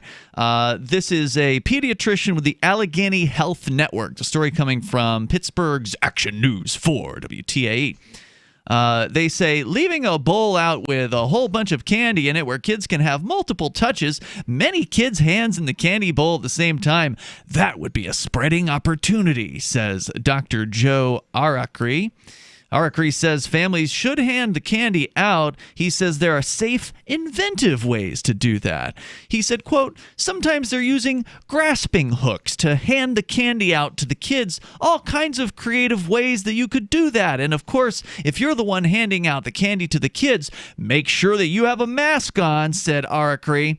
He said masks should be a specific type of mask. Those designed for costumes, he said, do not offer enough protection. Quote, the mask has to be at least multiple layers of a cotton fabric that covers the nose to the chin. So we are recommending that type of mask and not to wear that underneath a holiday mask. If you have a Halloween mask and a cotton mask, that's a lot of masking, and that could create respiratory problems for a child. Captain Obvious here on Free Talk Live. Just basically admitting that masks get in the way of your breathing. Yeah. So maybe having a bunch of them is a bad idea. Well, if having more than one's a bad idea, then having one is a bad idea as far as it restricting your air passage. Agreed. This is a reason why I am not interested in wearing them because I like having oxygen and not rebreathing. More coming up here. It's Free Talk Live. From New York Times and Wall Street Journal bestselling author Larry Correia comes the latest chapter in the epic military fantasy saga of The Forgotten Warrior. When the Grand Inquisitor perverts the law in his genocidal plot to kill every man, woman, and child in the untouchable cast, only the traitor Ashok Vadal and the Sons of the Black Sword stand in his way. If it's war he wants, it is war he will get. Bain Books presents Destroyer of Worlds. Available September 1st wherever books are sold. Visit MonsterHunterNation.com for more. On a multidimensional probe, the Syscov Trans-Temporal Vehicle Clio discovers two entire universes have been annihilated in a massive time-traveling accident. Robert Kaminsky and his crew race home with the news, only to learn their own universe is next. To pull off the impossible, they'll have to embrace the unpalatable by placing their trust in the admin, Syscov's xenophobic sister universe, and the same people who tried to kill them all only months before. The Valkyrie Protocol by David Weber and Jacob Hollow. Available October 6th wherever books are sold. Visit Bain Books at Bain.com for more. Is spreading the message of liberty, cryptocurrency, and peace around the globe worth $2 per month to you? As you may already know, in addition to our internet feed, LRN.FM broadcasts on free-to-air satellite across North and Central America, as well as Sub-Saharan Africa. And we've been available on satellite for free 24/7 since 2010. The LRN.FM free-to-air satellite signal is reaching some of the most oppressive regimes in the world, and there's no doubt our ideas are making an impact. You can learn more about the channel's impact by watching the 3-minute video at fund.lrn.fm. If you'd like to help free minds globally with our ideas of liberty, cryptocurrency, and peace, you can donate as little as $2 per month via fund.lrn.fm. You can help us continue and expand our satellite broadcast to multiple continents. Visit fund.lrn.fm today, and thank you for your help. Don't forget to share the link on social media. That's fund.lrn.fm. There are basically two types of advertising, direct response and branding. Radio's great for direct response with its low cost to listener ratio, but audio can't be beat for branding, which is a longer term endeavor. You want to be the first thing that someone thinks of when they think about your product or service. If you have a local business that you want kept top of mind in your community, call the station. If you need national reach, Free Talk Live's got around 200 radio stations, millions of monthly listening sessions, can suit all budgets, and if we don't think we're right for you, we'll tell you. Email me, mark@freetalklive.com. What if you want to hear the latest episode of Free Talk Live, but all you have is your phone, you forgot to download our archive, and you have no data connection? You can call our Listen line at 641-793-0191. That's a long-distance number, so you may incur charges. If not, listen as long as you want. 641-793-0191. The Free Talk Live Listen line, 641-793-0191. I've been told no in many different ways. I give you an order and you're going to obey it. George, you can go this way. You can do that and you have to leave here. You cannot bring signs into the rally. Walk with me. Well, I'm comfortable here, actually. Whoa, Hey, who do you think you are? Excuse me. There is no video and audio allowed in this office. No, I have work today. You ain't going to make it. Wait a minute. Hey! Oh my God! Unbelievable! Why are you running from me? Because you scared me. What am I being detained for? You're being served. What is this? You're being served. What is this? Bureaucrats have a funny way of telling people no. That's the sound of the men working on the chain. Derek J's Victimless Crime Spree. Watch it for free and order the Director's Cut DVD at victimlesscrimespree.com. What's up next? Visit the Liberty Radio Network program guide to find out at shows.lrn.fm. That's shows.lrn.fm.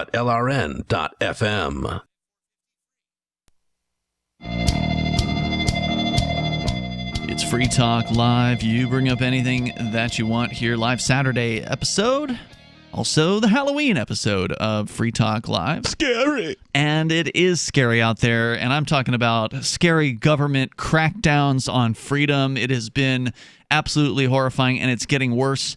The UK is cracking down even further. Cities around the United States as well are coming back into full-on lockdown modes, with businesses being told to shut down again in certain places.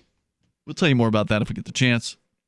But since it is Halloween night, I did want to focus on some Halloween-related stories. Specifically, normally on Free Talk Live on Halloween, we talk about some of the typical Halloween stuff, like hell houses, and talking about how lame certain things about Halloween have been. But it's worse this year than it ever has been, with all the fears surrounding COVID-19 and all these recommendations on how to make Halloween as safe as possible. I did see one costume of a toddler-sized person dressed up as the COVID-19 virus itself. Really? Yeah, it's like, hand woven or knit or was that here, like in real life? No, it was on my internet feed. Okay. It just started across by. I giggled at it. I laughed. Yeah, it's cute. So some people are still having fun. They're trying their best to have fun, but unfortunately, they're surrounded by all this pretty lame-o stuff going on. So we'll talk about that.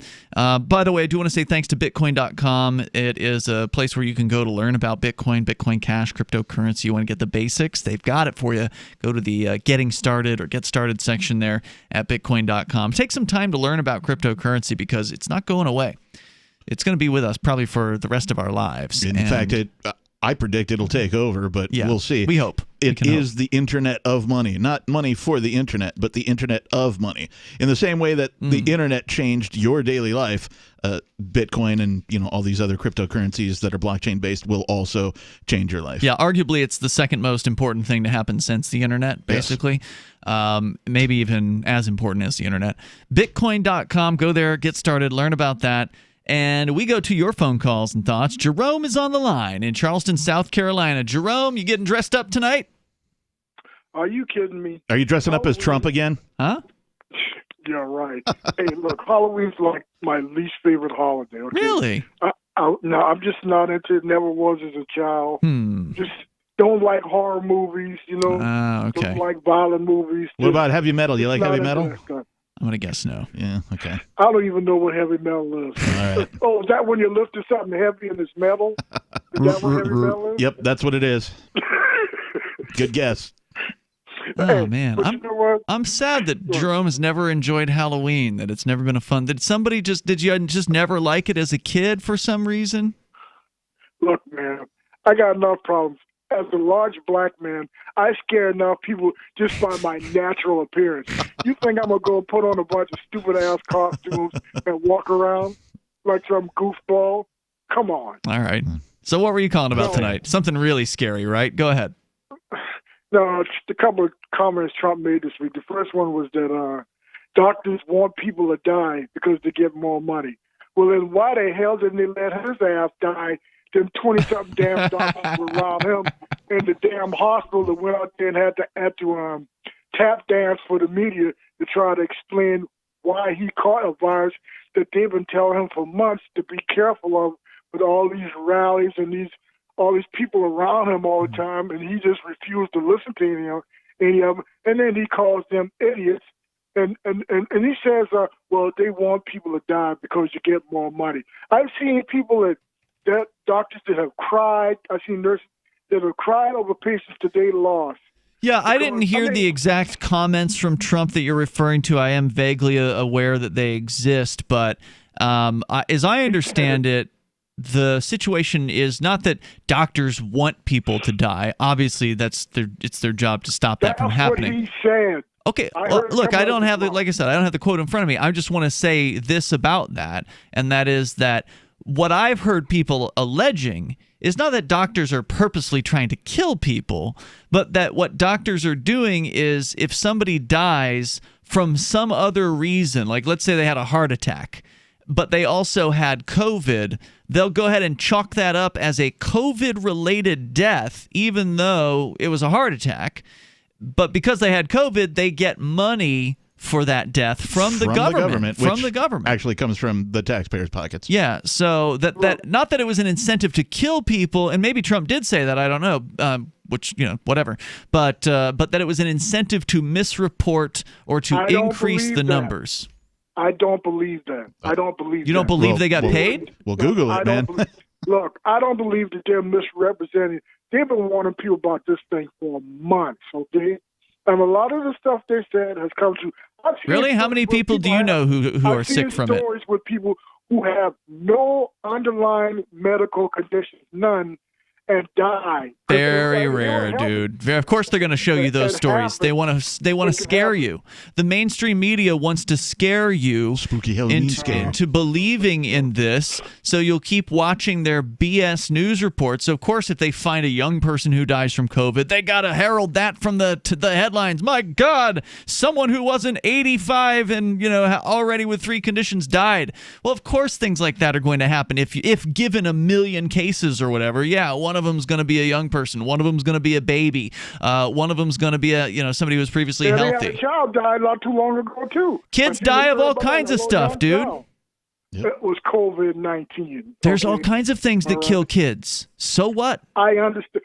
200,000 people, man, in less than a year, and they're talking about tens of thousands of people die every day. Dude, more people die. More people die of like Alzheimer's.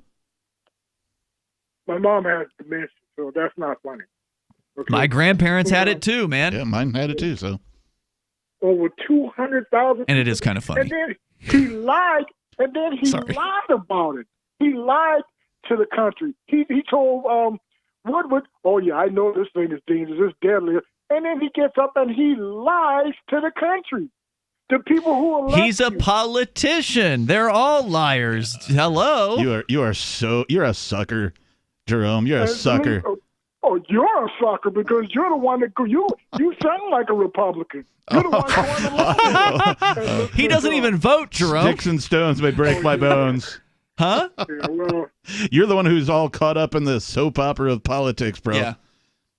I'm not caught up in the soap opera. Yeah, you are. Actually, as we've got a listener who's in our Twitch chat room watching _home. He says Trump lives in Jerome's head rent free. Huh? No. He's constantly on your mind. You're constantly thinking about this guy that you hate. I mean, I can't even imagine being in that. I mean, I don't think one iota about these people, except at the time when I'm doing show prep and then I happen to see news articles about them. I don't spend any of my time thinking about these people. Look, the man infected his own wife and son, and he was making a joke about it, okay? It's not funny. So Trump joked about infecting his wife? Yeah, he made a joke about it. What was the joke? The first lady got the virus, and then my son got the virus. And he just had this smirk on his face like, hey, what do you think it would have done to a doctor's career if they put him in the hospital and he had died? You know, that guy's career, that person's career, that woman's career would have been over. Fox would have been all over them. How could you let him die from this? Hey, Jerome, I just want to say that I was incorrect. In 2017, Alzheimer's deaths were 121,404. However, people who died of this... One in six people over 80 have dementia. I looked it up. More than 795,000 people in the U.S. died of stroke in the same year. So more people died from having a stroke that have died from COVID-19. Look, man. By 3 times. They have 4 times almost. And they don't have a cure for strokes either. They don't have a cure for the stroke, dude. Thank you, Jerome, for the call tonight. I do appreciate it. By the way, I found the joke he was talking about. According to thedailybeast.com, Trump cracked a joke about his wife's coronavirus diagnosis, putting to rest long-running chatter that he and the First Lady don't live together or sleep in the same bed. So I guess people say that about him. He said, "Our great First Lady tested positive. At least those rumors that we don't live together turned out to be false. He said to laughter and applause from the audience. That was the joke. That's the only good thing about her testing positive. So he wasn't saying he infected her on purpose or whatever. You're a Trumpanzee, Jerome.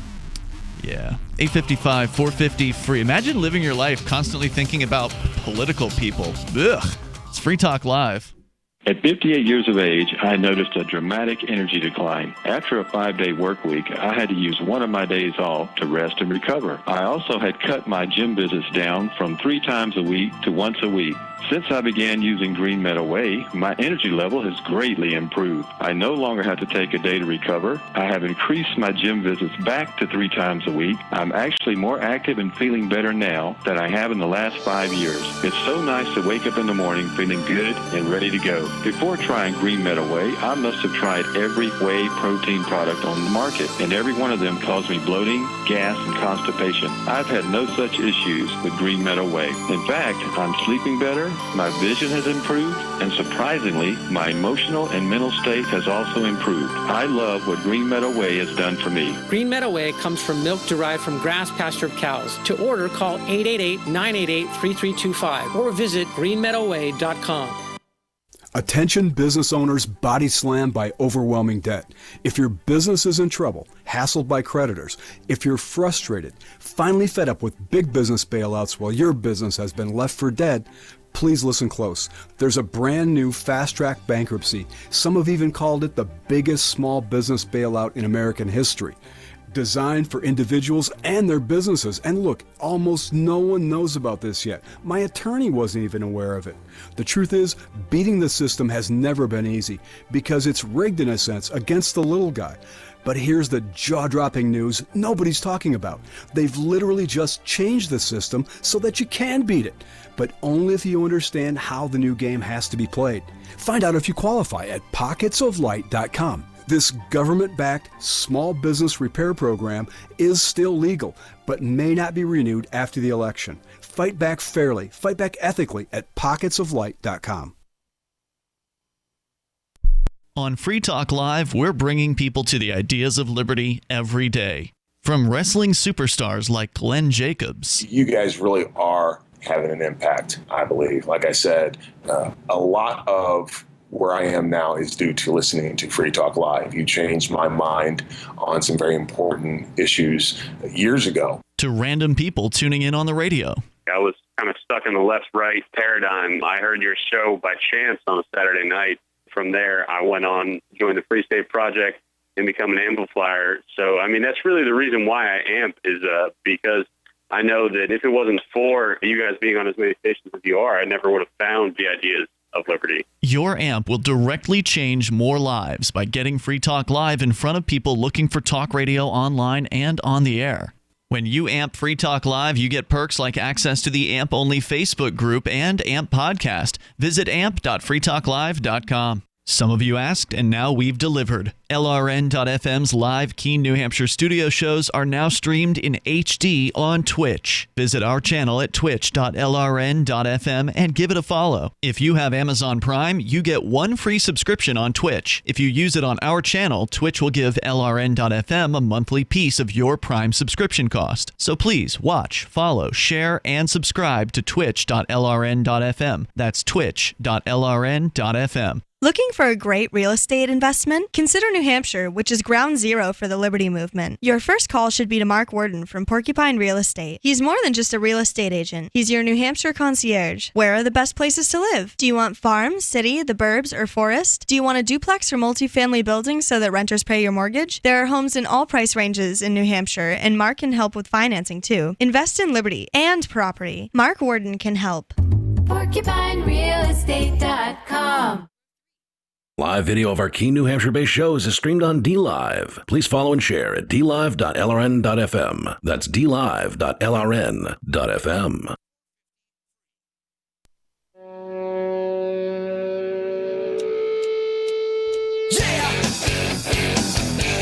Yep, it's Free Talk Live Saturday Halloween episode.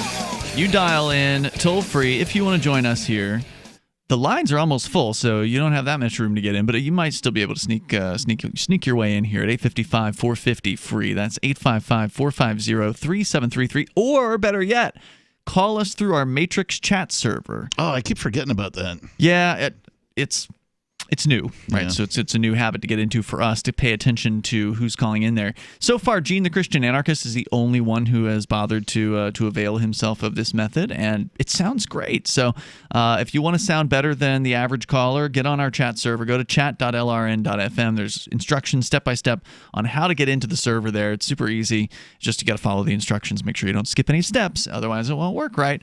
Chat.lrn.fm. We're going to go back into your phone calls and thoughts, but I do want to invite you to ForkFest, which is going to be happening in 2021. It happened this year already. It did. So if you didn't make it this year, that's okay. There's going to be the 5th ForkFest coming up in 2021. You can mark your calendar for it now. It's June 28th through July 4th. Next summer, and it'll be at the same place, Rogers Campground. Beautiful place. Your first time was this year. It was so good. And it was great. It was awesome. And you were only there for a few days. I was there for the last 4 days of the 4th ForkFest. You think you can do the whole week next week or next year? I'm going to attempt to do both pork and fork. Ooh. Because it comes after the Porcupine Freedom Festival, which is the original. Sorry, that's my pet name for the 2 back-to-back weeks of festivals that happen at the same campground. I've not been to the Pork Fest proper ever, and it's not really a bucket list thing, but if I'm planning in advance already, which I am, I might as well attempt to get as much time as I can to attempt to do both. The Porcupine Freedom Festival is a good event as well, but it's more centralized. There's a board of directors. There's an official schedule. There's ticket prices. Yep. ForkFest doesn't have those things, which is why I chose to go to ForkFest exclusively last year, because to me it felt like the freer of the 2 fests. And it is. And I don't mean free as in the monetary value. I mean the freer where there was no BS involved with tickets and schedules and bureaucracy and all that kind of stuff. It's all up to the attendees as to what happens at ForkFest. So you get to decide what event to have. You can put on things for other people to do there if you feel so inspired, or just show up and hang out. Forkfest.party is an unofficial website where you can get connected to the ForkFest chat room, ForkFest forum, and more. That's forkfest.party. To the phones, to your calls and thoughts. Rob is in Aberdeen, Washington, listening to KBKW. Hello, Rob. Hey, guys. Hey. Oh, man. But every time I call it, it's after that Jerome guy. You're just lucky. Oh, man. Jerome, you need to realize we have this thing called the Constitution. Obviously, I live in the People's Republic of Washington. All these mask mandates and lockdown, they don't do anything. And a virus needs to spread within a population so it mutates and weakens, so it's less deadly. I don't know. The media has that poor guy so scared and so brainwashed. I don't think he even knows what's up and down anymore. When you say the Constitution, I mean, it hasn't protected us from the government crackdowns on freedom, so it's not like the Constitution is really, doing a whole lot, right? Yeah. That's why I'm a libertarian. That's the big problem is the Constitution says one thing, but the government does another. Mm-hmm. And a good example is the state I live in. We have a tyrannical governor who wants to do by edict whatever he damn well feels like. Who cares what the Constitution says? There's a very nice amendment that actually says the freedom of movement of the people should not be abridged, and which totally throws these lockdowns out the window. Right. But what's going on right now with all these lockdowns, the masks, telling businesses they have to close at certain times of day, or all that crap. That's our fault. We've allowed that to happen. Well, yeah, absolutely. Yes. And it's just your owners exercising their ownership over you. They're saying, "Oh, we own you, and so you're going to do what we say." Yeah, that's people think we're free. We used to be. It's arguable. Anyone who thinks they own their own property, don't pay your property tax for 5 years and watch what happens. Exactly. It's ridiculous, but yeah, Jerome, you need to wake up. You are being brainwashed. You're buying into it. I want everyone to know I do have a medical background. Mm-hmm. Your average flu is a coronavirus. The rhinovirus, which is the common cold, is a coronavirus. It wasn't. At one point, wasn't SARS the coronavirus too? Wasn't SARS? SARS is a coronavirus. In fact, COVID is its actual scientific name is SARS-CoV-2. Right. Mm-hmm. It is a mutation of the SARS virus. It's an upper respiratory. I don't want to get all into it. Sure. But yeah, it's nothing new. Right. It's all a scam. We know what this is. It's a scam. It's all about it's basically a power grab in an election year. That's all this sure is. But it's a power grab everywhere because it's happening all across the world. All across the world. Yes, something is very strange about this, and as our co-host Nobody on another night pointed out, he feels like it's an end game, and he's not quite sure. Why now? Why this? What is this all really about? Hey, here's my question for you, Rob. You described yourself as a libertarian. What's it going to take to get you to make the move over to New Hampshire to get together with other liberty-minded folks? Money. Where I'm actually one of those middle-class people who got a tax cut, and I would have to uproot a lot of things to move to New Hampshire. Mm-hmm. But it looks like New Hampshire needs some help, man. Some real crazy things have been going on there. Yeah, it's pretty bad here with the COVID crackdowns. In fact, they just started demanding that restaurants ask for a name and phone number from anyone coming into the restaurant. Is that statewide? I believe it is a statewide demand that they are making. It's not even a law. It's just the governor. None of these things are laws. Said, oh, the restaurant association suggested that we do this, so we're gonna do this. Mm-hmm. Yeah, it's crazy. It is. That's one thing about here in Washington. Believe it or not, the majority of the state is actually red. Just up what we call the I-5 corridor, these specific counties, Thurston, Clark, King. That's where all the power structure is. So all the outlier counties, like where I live, what's called Grace Harbor County, it's actually a Trump plus 16 county, believe it or not. In a lot of the outlier counties, everything's open for business. But the I-5 corridor counties are completely closed and locked down. So yeah, I've got a bunch of reasons I stay. I got a bunch of friends in the Seattle area, and I used to live there for a couple of decades, so I'm very familiar with the state of Washington. You know what I'm talking about, then. Yeah, I do. And, I used to call everything on the other side of the mountains the Midwest. It basically is. Thank you, Rob, for your call tonight, man. I appreciate hearing from you. No problem, bro. Thank you. Rick is on the line in Bowling Green, Kentucky. Rick, you're on Free Talk Live with Ian and the Captain. Hey. Hey, Rick. I listen to you guys on weekends when I'm driving. Thanks, between Rick. different things that I do. Appreciate it. And I kind of am trying to get a feel. So I get the feel you all are libertarians. Yes, sir. And I heard you talking to the caller before the last one and talk about how one of you, I don't know which one, doesn't even vote. And that's the Captain. I would say I lean more towards libertarian myself. Mm-hmm. But sometimes I just feel like you have to choose the least of two evils. Why choose evil at all? Well, you want to try to influence the way you're governed a little bit, I would think. Why just give up and throw your hands up and say, I don't care who governs us? To me, you just look at a situation, you go, okay, I got this scoundrel over here, and I got this scoundrel over here. Well, I'll lay it out for you real easy.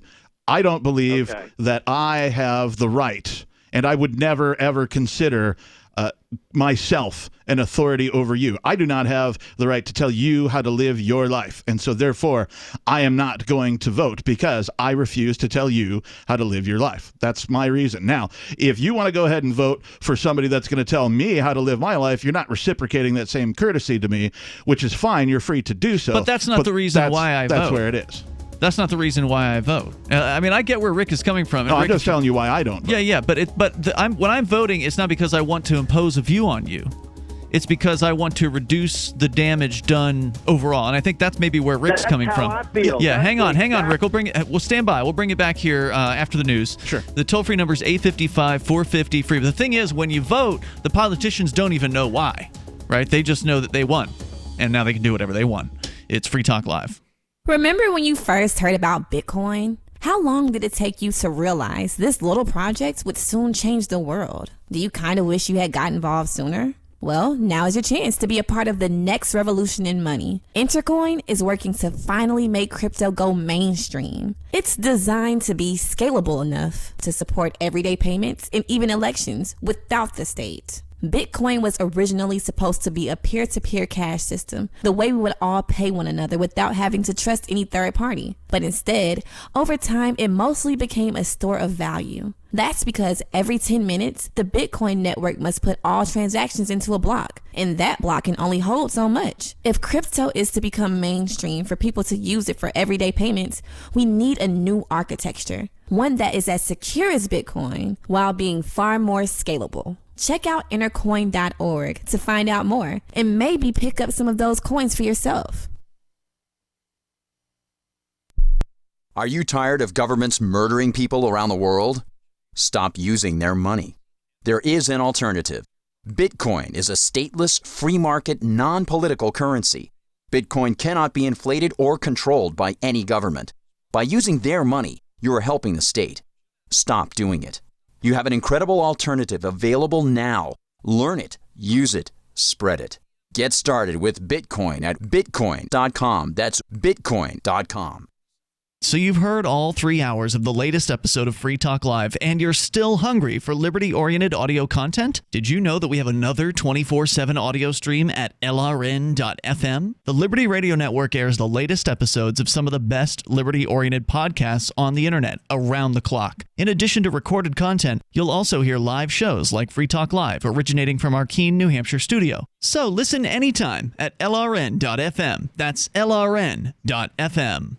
You're listening to the live edition of Free Talk Live. Hour number 3 is next after the news here on the Liberty Radio Network at LRN.FM. Canvassing important swing states. I'm Joe Chiro, Fox News. President Trump, Joe Biden, and the Democratic candidates focusing on 4 states today. President Trump winds his day down in Montoursville, Pennsylvania. After 3 earlier stops in the Keystone State, the president continuing to say he's the best candidate for the economy. With your support, we will continue to bring back your jobs, cut your taxes, cut regulations, and ensure more products are stamped very proudly with that wonderful term, made in the USA. Nobody else talks about that. Back in 2016, the president narrowly won Pennsylvania's 20 electoral votes. Former VP Joe Biden campaigning in Michigan with former President Obama and claimed the Trump economy is a failure. Did you know President Obama and I, as he pointed out, created more jobs in the last 3 years of our administration than he did in the first 3 years before the pandemic? How about this?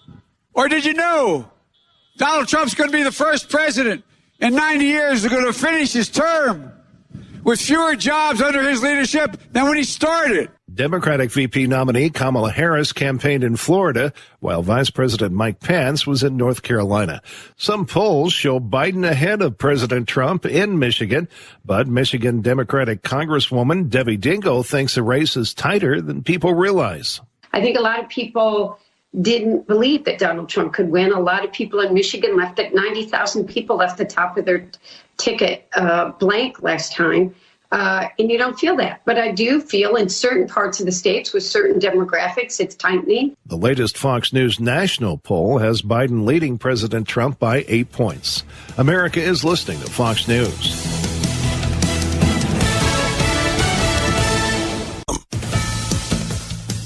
President Trump and Joe Biden battling for the important swing state of Florida, trying to shore up the vote with the state's senior population. Fox's Steve Harrigan is in the Villages, Florida. It's a real battle for every senior vote in Florida. They're a key voting bloc, about 29% of all votes in Florida. President Trump had great success 4 years ago. He won the state of Florida just by 1%, but he carried seniors by a 17-point margin. About 130,000 seniors here living at the Villages. For years, it's been pretty much a reliably Republican stronghold, but that has changed in recent years. A lot of people you talk to cite the pandemic. Florida has lost 16,000 people to the pandemic, more than 90% age 55 and over. Many analysts believe it will be difficult for the president to repeat the success he had in Florida in 2016. If they don't change automatically, get ready to adjust your clocks this evening because daylight savings time comes to an end overnight. Fox's Rachel Sutherland reports. Most of the country falls back an hour overnight into Sunday at 2 a.m. as we switch back to standard time. As with most everything 2020, the time change comes with some extremes. It's Halloween, and a full moon will be visible to all U.S. time zones. It's also the second full moon this month, making it a blue moon. The Farmer's Almanac says the last time a full moon was visible across the U.S. on Halloween was back in 1944. Rachel Sutherland, Fox News. A person is being held in France after police say a Greek Orthodox priest was shot and severely wounded outside his church in the city of Lyon. The city's prosecutor says the unarmed individual who was arrested resembled descriptions of the gunman. They're working to determine if he is the assailant. The motive for the shooting is still unclear. I'm Joe Shear, Fox News. LRN.FM's free-to-air satellite feeds blanket most of 2 continents. It was my goal to put our channel there so people without internet could receive our programs and feed pirate radio stations. As our contract with our satellite provider is coming up for another 3-year renewal, I have to consider calling it quits. It's rare that we get feedback or support from our satellite users. We started a fundraiser a few years ago, and though there are a bunch of great contributors to it, as of this recording, it covers 15% of our monthly satellite costs. Please email lrn@lrn.fm and tell me how you use the satellite feed. Better yet, chip in at fund.lrn.fm. The costs aren't the issue. We can afford them, but why continue something not valued by the market?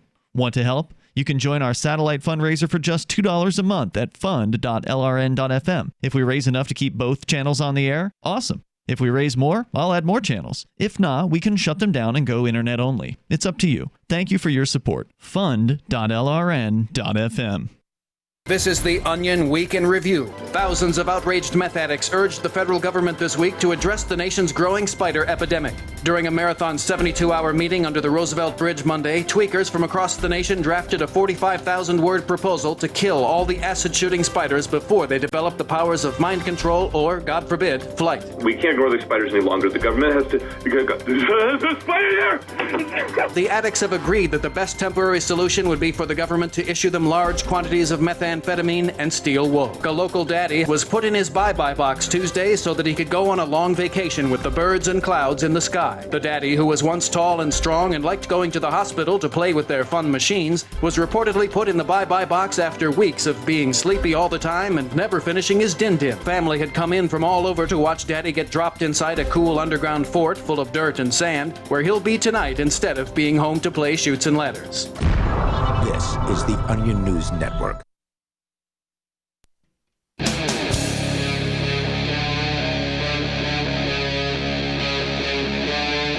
Free Talk Live. Free Talk Live, how to have the lamest Halloween ever of your life. I mean, we've actually been trying to talk about it, but it's been a busy night on the phones, which I prefer. I like it when we talk to you, when you talk to us about things that you think are important. So feel free to call in and join us here. The toll-free number is 855-450-FREE, like freedom. Live Saturday show, Halloween night edition with you. It's Ian. And the captain. We're going to go back to Rick in Bowling Green. He'd called in with some questions about voting. He heard you mention, Captain, earlier tonight that you don't vote. Right. And I do. Specifically not for president. You just don't vote at all. I don't, no. Yeah. But that doesn't mean... Have you ever? I mean, like... Was there a time in your life where you... Not in a government situation. Okay. You know what I mean? So, like, I happen to own a piece of stock in a company, and there's a shareholders vote for it every year. I voted there. You opted into that system. Yeah, you want to it's participate. completely voluntary. Let's go back to Rick. He's in Bowling Green, I think listening to WKCT there. Rick, you're back on Free Talk Live. Go ahead. Well, what I was getting at is I think these political parties, I think sometimes as we become adults, people get an autopilot and they just say, I'm a Democrat or I'm a Republican. And the brain turns off. That's right. Okay? Oh, great. Yes, they picked their team, and now they're flying their team's colors. Yep. Right. And so what I'm saying is I'm looking at the world right now in 2020, and it's really been more than 2020, but it seems like it's becoming more and more polarized. But I look at, there's two factors that influence my vote more than anything else, and that is originalist justices, okay, the Supreme Court, because we got an oligarchy going on here. I mean, everything ends up going to the Supreme Court. The legislature is not passing laws anymore. Everything's going to the court, and the court decides this is the way it is from now on, or it's not. So when you look at our Supreme Court, the left judges, they toe the line for the Democratic Party every single time. You look at the swing vote judges, it's Kennedy, it's Roberts, when Obamacare went through. You don't see the left judges swing voting. They create the law, whatever the Democrats want them to do. Man, when I look at the judges, all I see are a bunch of arch statists that want to control my life, and every very rare now and then the judges will make a decent decision, but for every decent decision, there's 30 of them that are pro-government, pro-state, make the government bigger, and it doesn't matter to me. I agree with you there, but I'm just saying when you look, just evaluating the swing votes, I feel like the Constitution, an originalist justice, you got a better chance of forcing the legislature. But you don't get to pick them. Broad appeal. Not only do you not get to pick them, but statistically, your vote makes no difference. You can do the research yourself. Go ahead and look that up online. Just type in statistically, your vote makes no difference. You'll find all sorts of articles and research that prove that your vote isn't going to make a difference. So, the other thing that influences my vote is I just look at regulation and expanding government. The party, in my opinion, in 2020 that wants the government controlling everything is the left. And so it's like, I do not just put my brain on autopilot and say I'm a Republican and I'm going to vote. Like I said, I lean libertarian. That's good. That's commendable. But Rick, sometimes I just have to say, look, these people are off the rails going one way, and I may not agree with everything this one thinks, but this is closer to where I am in 2020 than those guys. But Rick, you got to remember something here. And look, I'm not trying to defend the Democrats or anything like that, but just trying to get you to look at a different aspect. So there's what the politicians say, and then there's what the politicians do. So look, for instance, at the years during the Bush administration when there were, 4 or 5, 6 years or something like that. There's several years where the Republicans had total control over the House, they had total control over the Senate, and they had the presidency. And what did they do? They made the government bigger than it's ever been. Yeah. They didn't do jack squat to make the government smaller. And I agree. So it doesn't matter. Are we freer now than we were 10, 20, 30 years ago? No. And furthermore, this system that you're talking about, this government system with all the courts and all the laws and all of the Congress people and all of the police and all of the alphabet agencies is forced upon you. You never decide it. You've never voluntarily signed up for it. It's a lottery of birth. Because I was born on a specific piece of dirt on this planet Earth, I have had the United States system forced upon me. Mm-hmm. I never once said, yes, I agree to abide by all of these things. It was never asked of me. Most of us didn't. And so this is my whole objection to the whole entire system. That said, I do agree with you, Rick, that I will continue to play this stupid game of theirs because that's, I'm not of the belief that it matters at the federal level. It doesn't. It doesn't. They're going to just ruin our lives and destroy freedom and destroy the economy. It probably has more effect at the local level. Right. If you're going to use the argument of self-defense yes, for that's voting, my argument. The place where I'm speaking specifically to the caller here. I know your thoughts on it, Ian.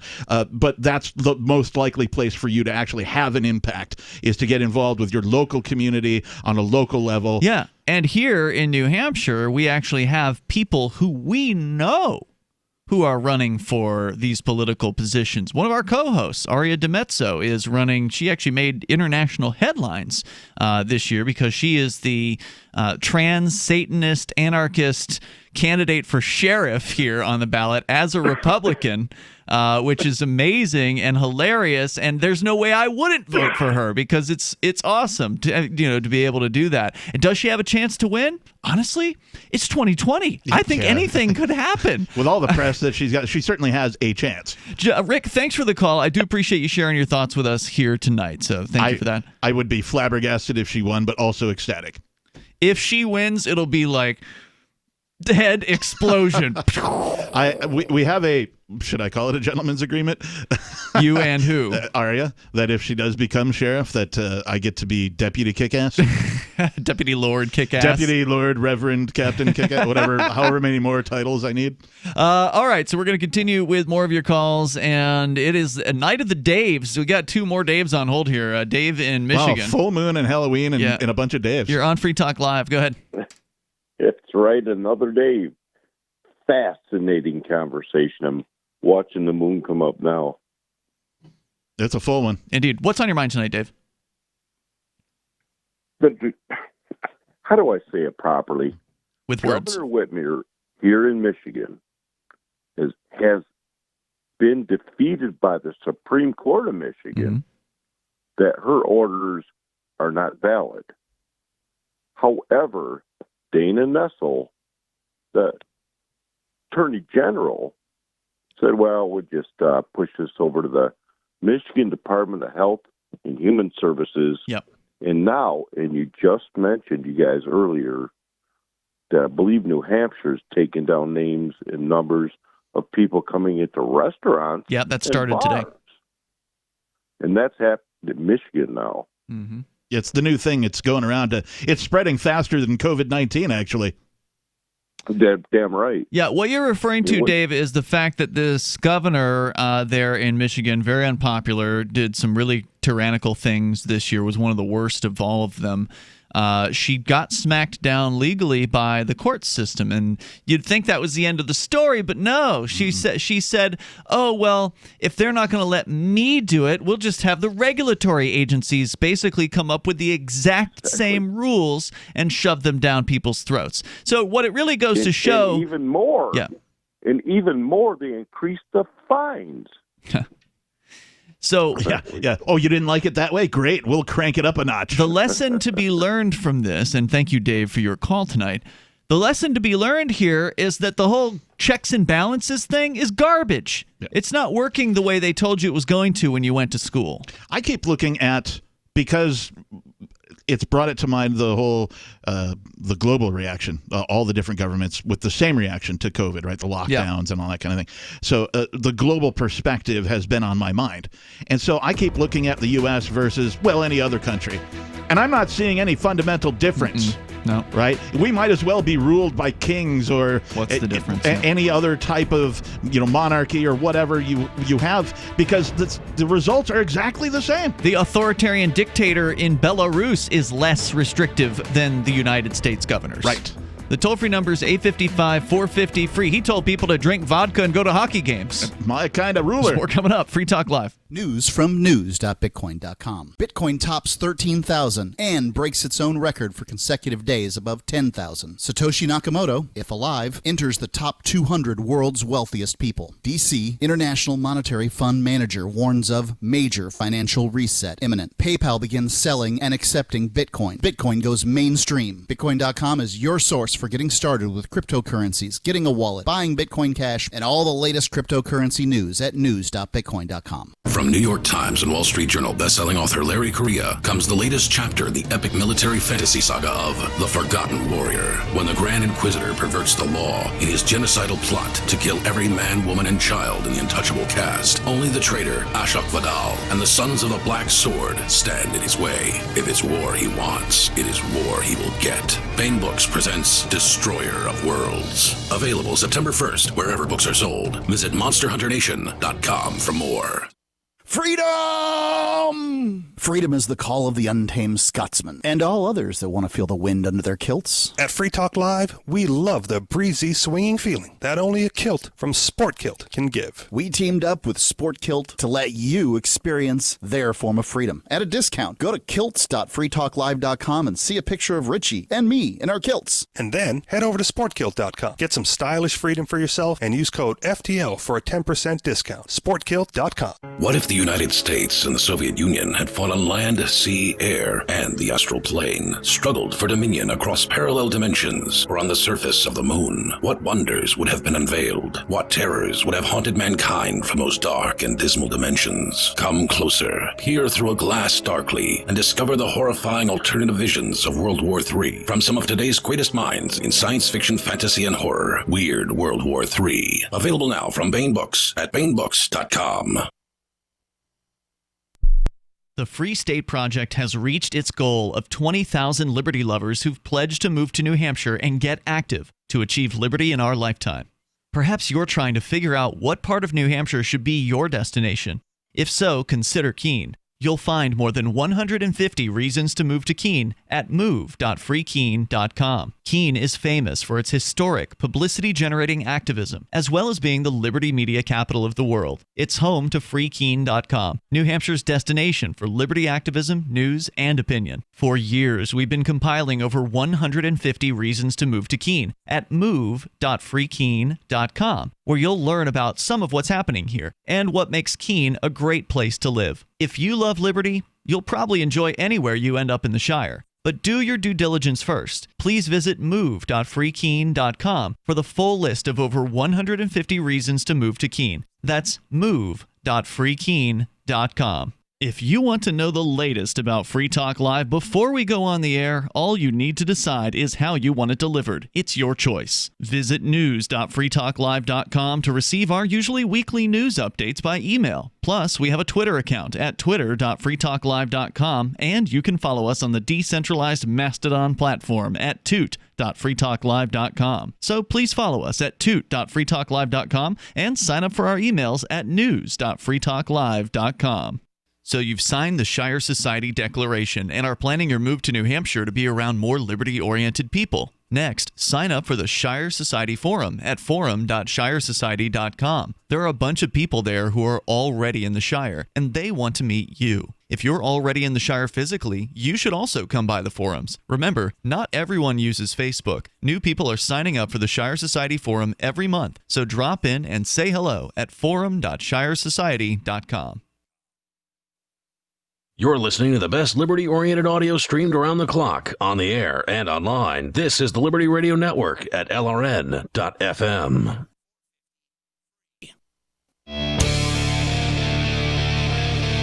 Free Talk Live. Dial toll-free. Join us on the radio waves. Our number 855-450-FREE. More of the lamification of Halloween.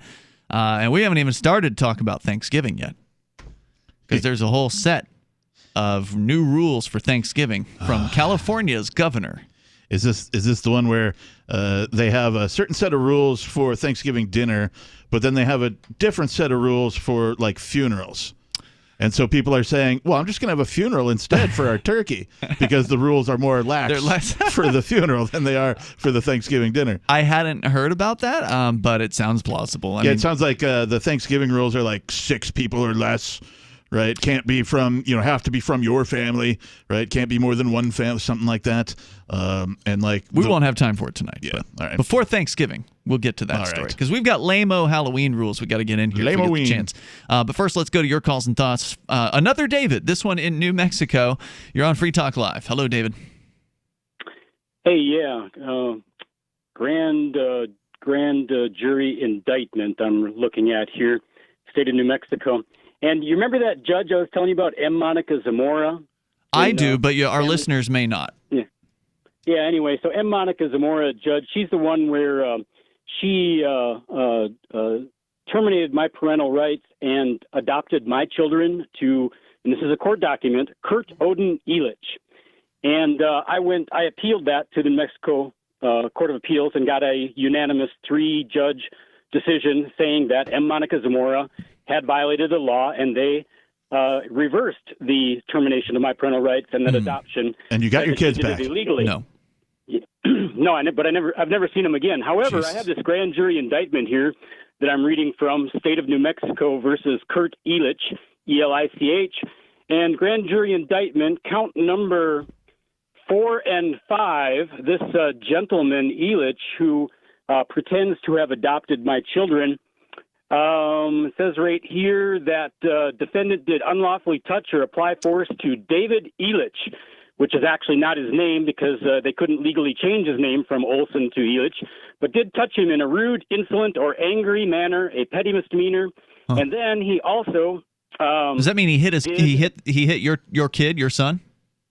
He touched or applied force is the battery, and the assault is did threat or menacing conduct did cause David Elich, which is that, once again, not his name. His name is Olson, and could never be legally changed, to reasonably believe he was in danger of receiving an immediate battery, which apparently he did receive, a petty misdemeanor, contrary, whatever. So, and that's count 4 and 5. This dude also has a felony charge for slapping up the baby mama, my ex, now his ex. She really picked a winner, huh? Yeah, and he also attempted to rape her at the same time. So is this recent? Is this like a recent development, or is this old news?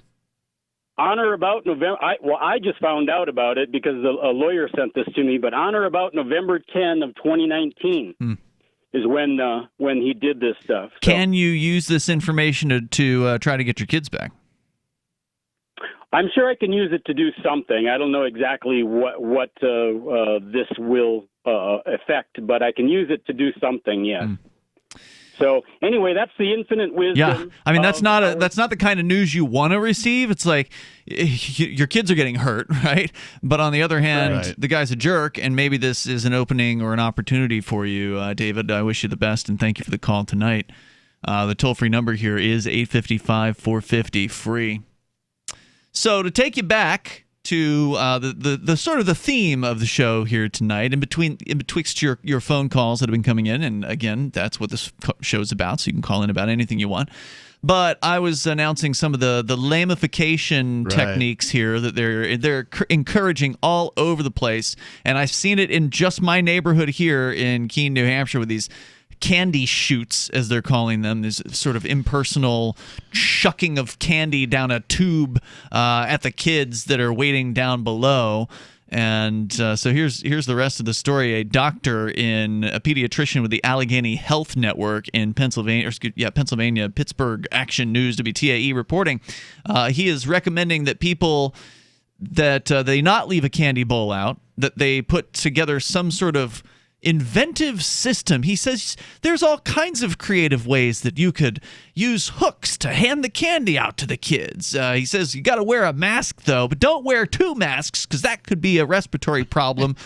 One mask doesn't cause any problems, but 2 does? Arakri said children should trick or treat with those who live in their home or in pods that include others they have been in close contact with. He said families should not crowd outside homes, and they should keep their distance from others. Because, back in the day, back when things were normal, you'd walk around the neighborhood, you'd see your friends, you'd see your neighbors, you'd stop and say, hey, neighbor, isn't this a nice Halloween? Oh, did you see those costumes? This typical Halloween chatter. Now you've got to stay away. Stay as far away from your neighbors as you possibly can. Don't stand there and talk to them. Don't have any kind of conversation. Don't act like everything is okay, because everything's not okay. Be afraid of COVID. Be very afraid. It's making people afraid of other people. It's horrible. And, I keep saying we're becoming a society of bubble boys.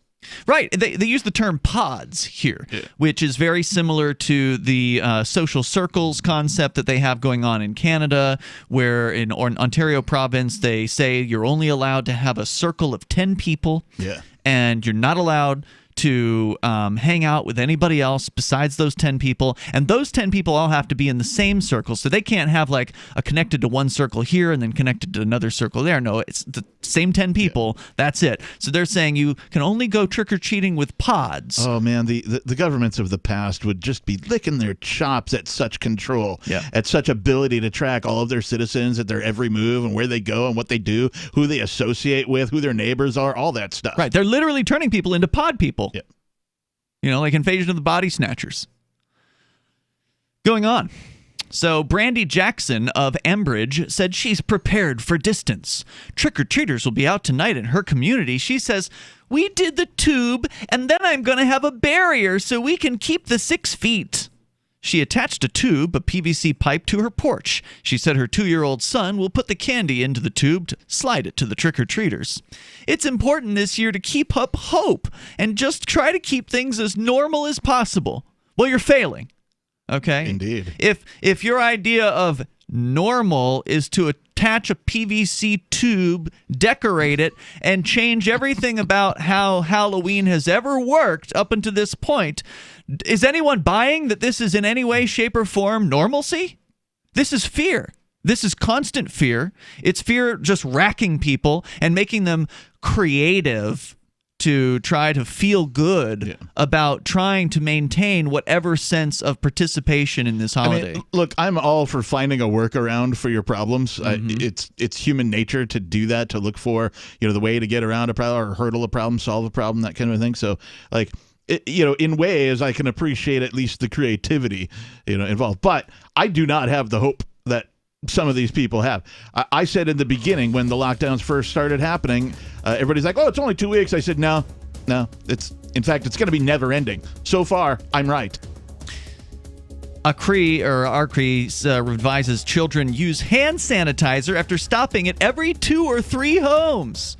Can you imagine the obsessive use of this stuff? 855-450-FREE. 855-450-3733. You can share your thoughts. It's Free Talk Live.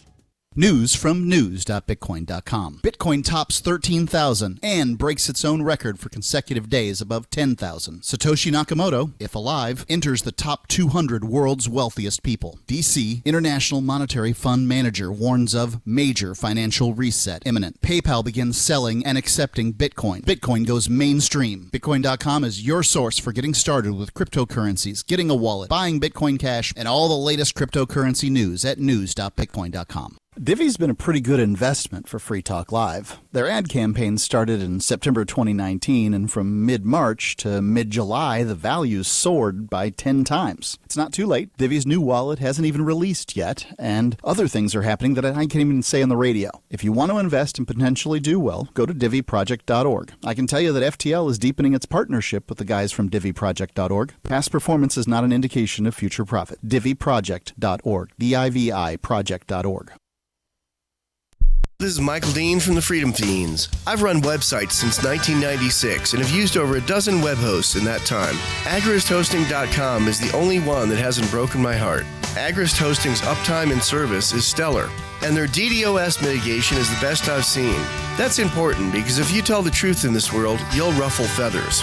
And some people will try dirty tricks to silence your voice. No matter what the haters hit us with, Agrist Hosting keeps our websites online. If you have a mission-critical commercial presence or a world-changing activism site, you cannot tolerate any skullduggery. So go with agristhosting.com. Have a WordPress or blog site, but you're not satisfied with performance or uptime? Or just want raw hosting? Want to pay with Bitcoin? Agrist Hosting specializes in high-performance hosting with personalized service.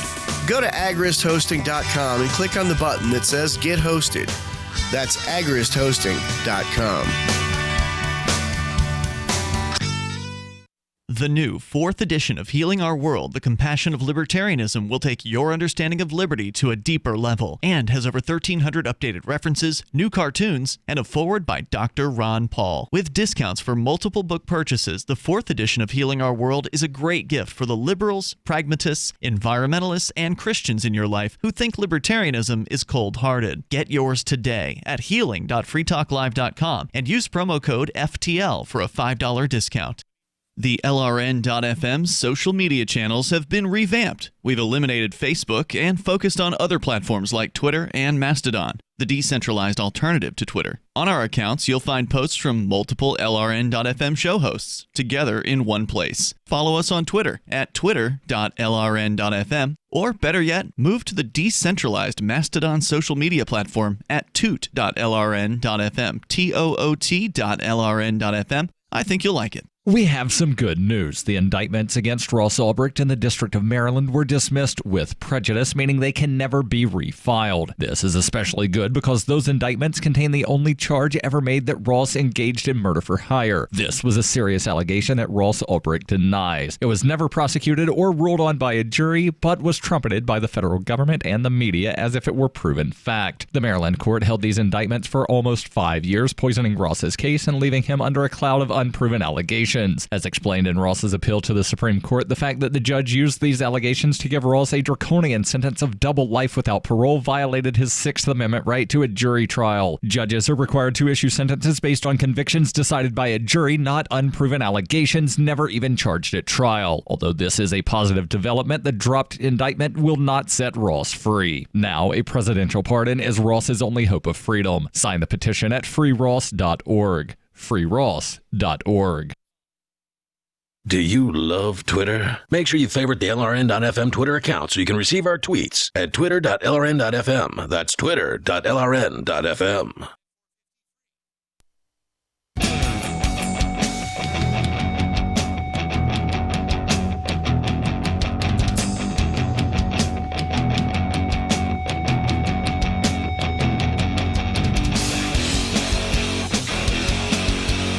Free Talk Live. You dial in toll-free, you bring up what you want.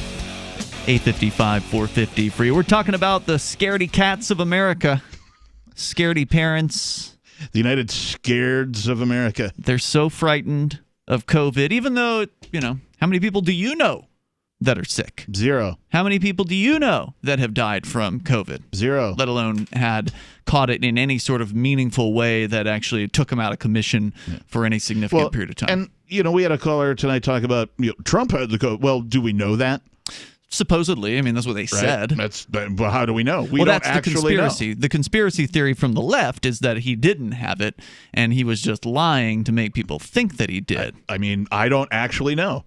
I would have to believe some sort of How would you know media. Anyway? Like, if you got sick and you took the test and they said it was COVID, you just have to believe them. You just be like, yep, okay, I guess I have it. I mean, if you live or die, that's, who knows what's going to happen there.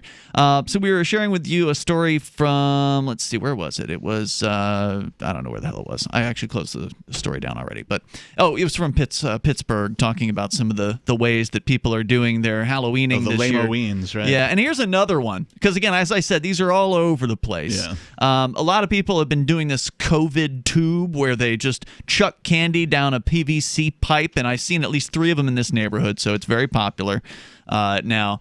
And there's a man in Maine, though, who came up with something different. He got really inventive. Was it a butt? No. Because some people are hanging like jack-o'-lanterns off the end of the tube. You know what I mean? To like catch the candy. Yeah, I thought maybe somebody made one that looked like a butt. No. So when the candy comes out, it looks like a baby Ruth. In this case, WGME is reporting on this guy in Winslow, Maine, who they say he built a Halloween candy dispenser. It made from scrap lumber, about $40 worth of pulleys, ropes, and hardware. Could have just built a catapult. He said Halloween is always big in his neighborhood, and he wanted to make sure kids still have a chance to celebrate safely.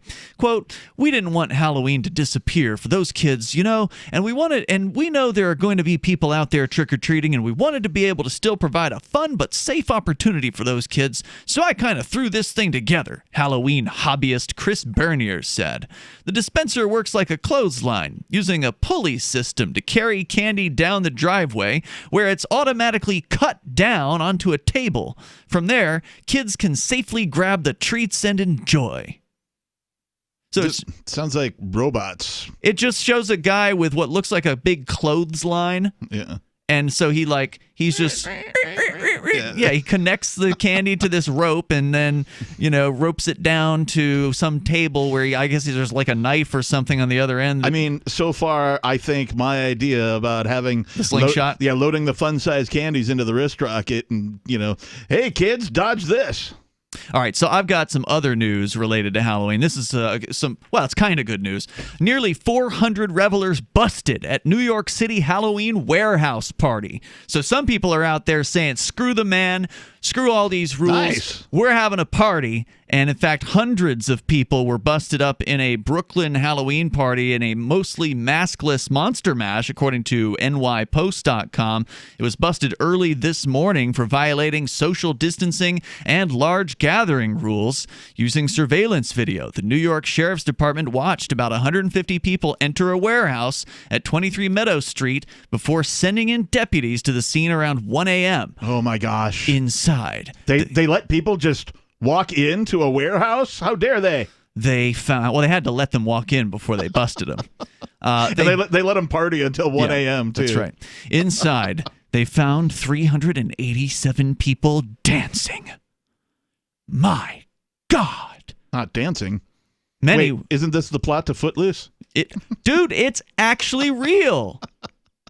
I know. I say that every time dancing comes up, is like people were found dancing. That's how crazy this is right now. That's what's happening. They're telling people you're not allowed to dance. And it's not just New York City, which, by the way, goes way back with anti-dancing laws. They had the cabaret laws back, and I think they actually still have them on the books. You have to have a cabaret license in order to allow people to dance at your establishment in New York City.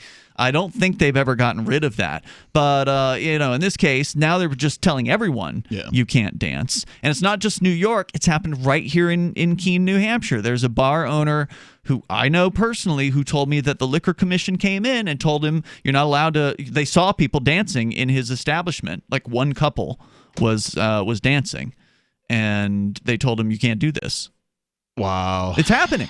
Wow. It's real. I mean, it's just absolutely insane. Wow. Despite the shutdown, they found 387 people dancing, many without masks, live performers, Halloween decorations, a DJ, and 3 walk-up bars, according to a spokesbureaucrat.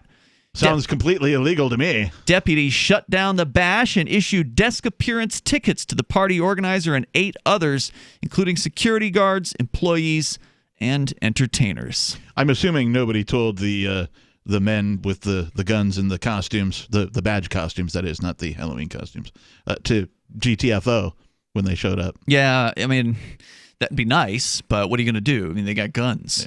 Yeah. I mean, do you want to have a shootout over a party? Not really. No.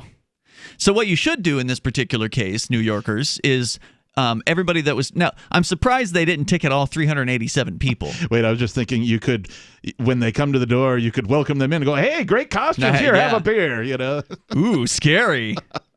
But what they ought to do is not pay these fines and go to trial and demand and clog the system. And that's too bad they didn't actually ticket all 387 people. They only ticketed the people that they perceived to be in charge of the party. Selective enforcement. So... Yeah, I don't want to spill the beans, but there's a plot afoot to do something similar here in New Hampshire. What? Yeah. Throw a party. Oh my gosh. Yeah. I'm not going to say anything more than that. All right. I'm not authorized to say anything more. Can I get invited? I think so. All right. Yeah. Some scary stuff there. That's real scary. People being told they can't have a good time. I mean, look, what does it matter? At this point, the 387 people were already together, so what does it matter if the police come in there at 1 a.m. and break it up? Yeah. If the COVID's going to spread, it's done already spread at that point. They prevented nothing. But what it matters to them is obedience. They have to crack down, because if they don't, then it looks like they're impotent. It looks like that the laws won't be enforced, or they're not being enforced consistently, or whatever. But this is what needs to happen. They need to fight for their right to party. Seriously. It's true. Like, that's what needs to happen here. No, I completely agree. Unfortunately, it's not happening. No, not in a significant... Anywhere that I can see, anyway. Well, I mean, this New York party. But... Right, but I mean, it's not in my purview outside of the news. And there's one going on right across the street right now. There's a party going on right there. What are we doing here?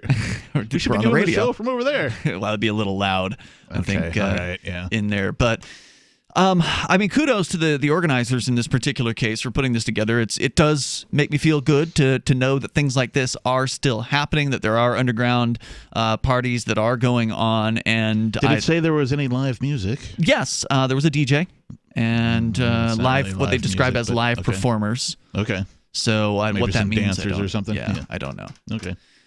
So that's some of the little bit of good news. Now back to the bad news. The UK is prepared to enter a new phase of lockdown. We reported on this earlier this week that UK was doing like a 17-day lockdown. Yep. Well, guess what? Now it's an entire month. Aww.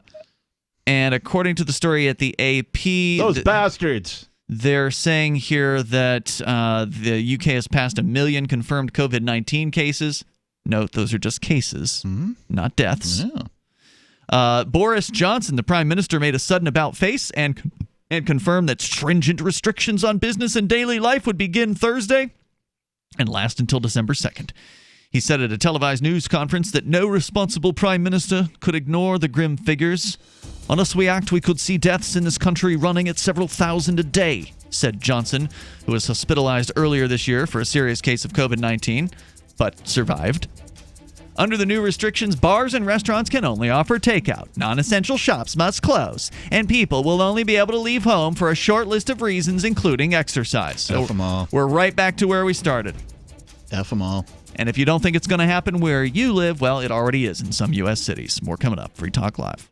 When you have a pain in the neck, a real pain in the neck, back, shoulder, or legs, you now have 2 convenient choices to get fast relief without taking another pill. Because now, Sunny Bay heating wraps and pillows are available at both Amazon and Walmart. Yes, see Sunny Bay's 4.5 to 5-star customer reviews on Amazon.com or Walmart.com. Our made in the USA microwavable heat wraps, heatable neck pillows, and extra large body wraps are designed better for perfect support where and when you need it. Even while driving, Sunny Bay wraps will not burn and stay balanced to provide soothing hot or cold therapy to help treat temporary or chronic pain. And the best part? Sunny Bay quality products start at under $20. Join thousands of happy customers and see why Sunny Bay products have a lifetime 100% positive rating on both Amazon and Etsy. It's easy. Click Amazon or Walmart and search today for Sunny Bay. Now, with orders to stay at home, public health concerns, the reality of illness due to pathogens and viruses, your health is at an all-time high risk. That's why it's critical to take a proactive approach to boost your immune system. You can with new nanocolloidal silver from Americare, our patented process with tiny silver particles, 1/100th the size of a red blood cell, allows for maximum body absorption. Americare's nanocolloidal silver effectively disinfects your body internally, attacking pathogens and viruses while supercharging your immune system. Colloidal silver is antibacterial and antiviral. Simply put, it prohibits bacterial respiration, suffocating viral cells, preventing the virus from replicating. And now, due to public health concern, Americare is authorized to offer our lowest and best price ever, around $1 a day, but supplies are limited. Purchase nanocolloidal silver now at immunesupportnow.com. That's immunesupportnow.com. These statements have not been evaluated by the Food and Drug Administration. This product is not intended to diagnose, treat, cure, or prevent any disease. Supplies are limited. Join liberty-minded voluntarists, anarchists, and libertarians from June 28th through July 4th for Forkfest 2021 at Rogers Campground in the beautiful White Mountains of New Hampshire. Forkfest happens the week after the Porcupine Freedom Festival, and Forkfest is decentralized, which means no one is in charge. That also means there's no ticket cost. Just reserve your camping, RV site, or motel room with Rogers Campground for June 28th through July 4th. Where better to celebrate Independence Day than around other freedom-loving activists in the Shire? You can relax and enjoy the camaraderie of like-minded people, or you can create whatever experience or event you'd like others to have. If you're planning an event for Forkfest, be sure to let others know in advance. You can connect with fellow Forkfesters via the unofficial Telegram chat or the Forkfest forum. Links to those are on the unofficial website, forkfest.party.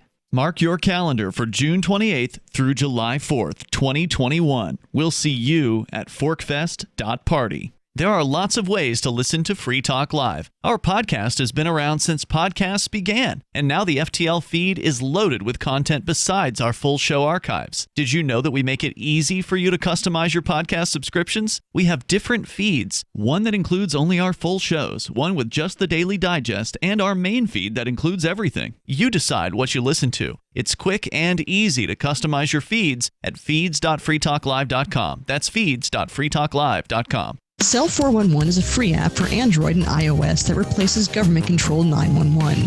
Cell 411 allows you to preset a group of friends or private organizations to show up at any emergency. Cell 411 is a nightmare for the state because it proves their so-called services aren't needed. Cell 411 has had thousands of installs, and of course it's covered by the BIPCOT no government license. Cell 411 because your friends won't shoot you when you're in trouble. Without the government, who would build the emergency services? You and Cell 411. Get it today at getcell411.com. You can put the Liberty Radio Network on the air in your area. Visit broadcast.lrn.fm to learn how. Broadcast.lrn.fm.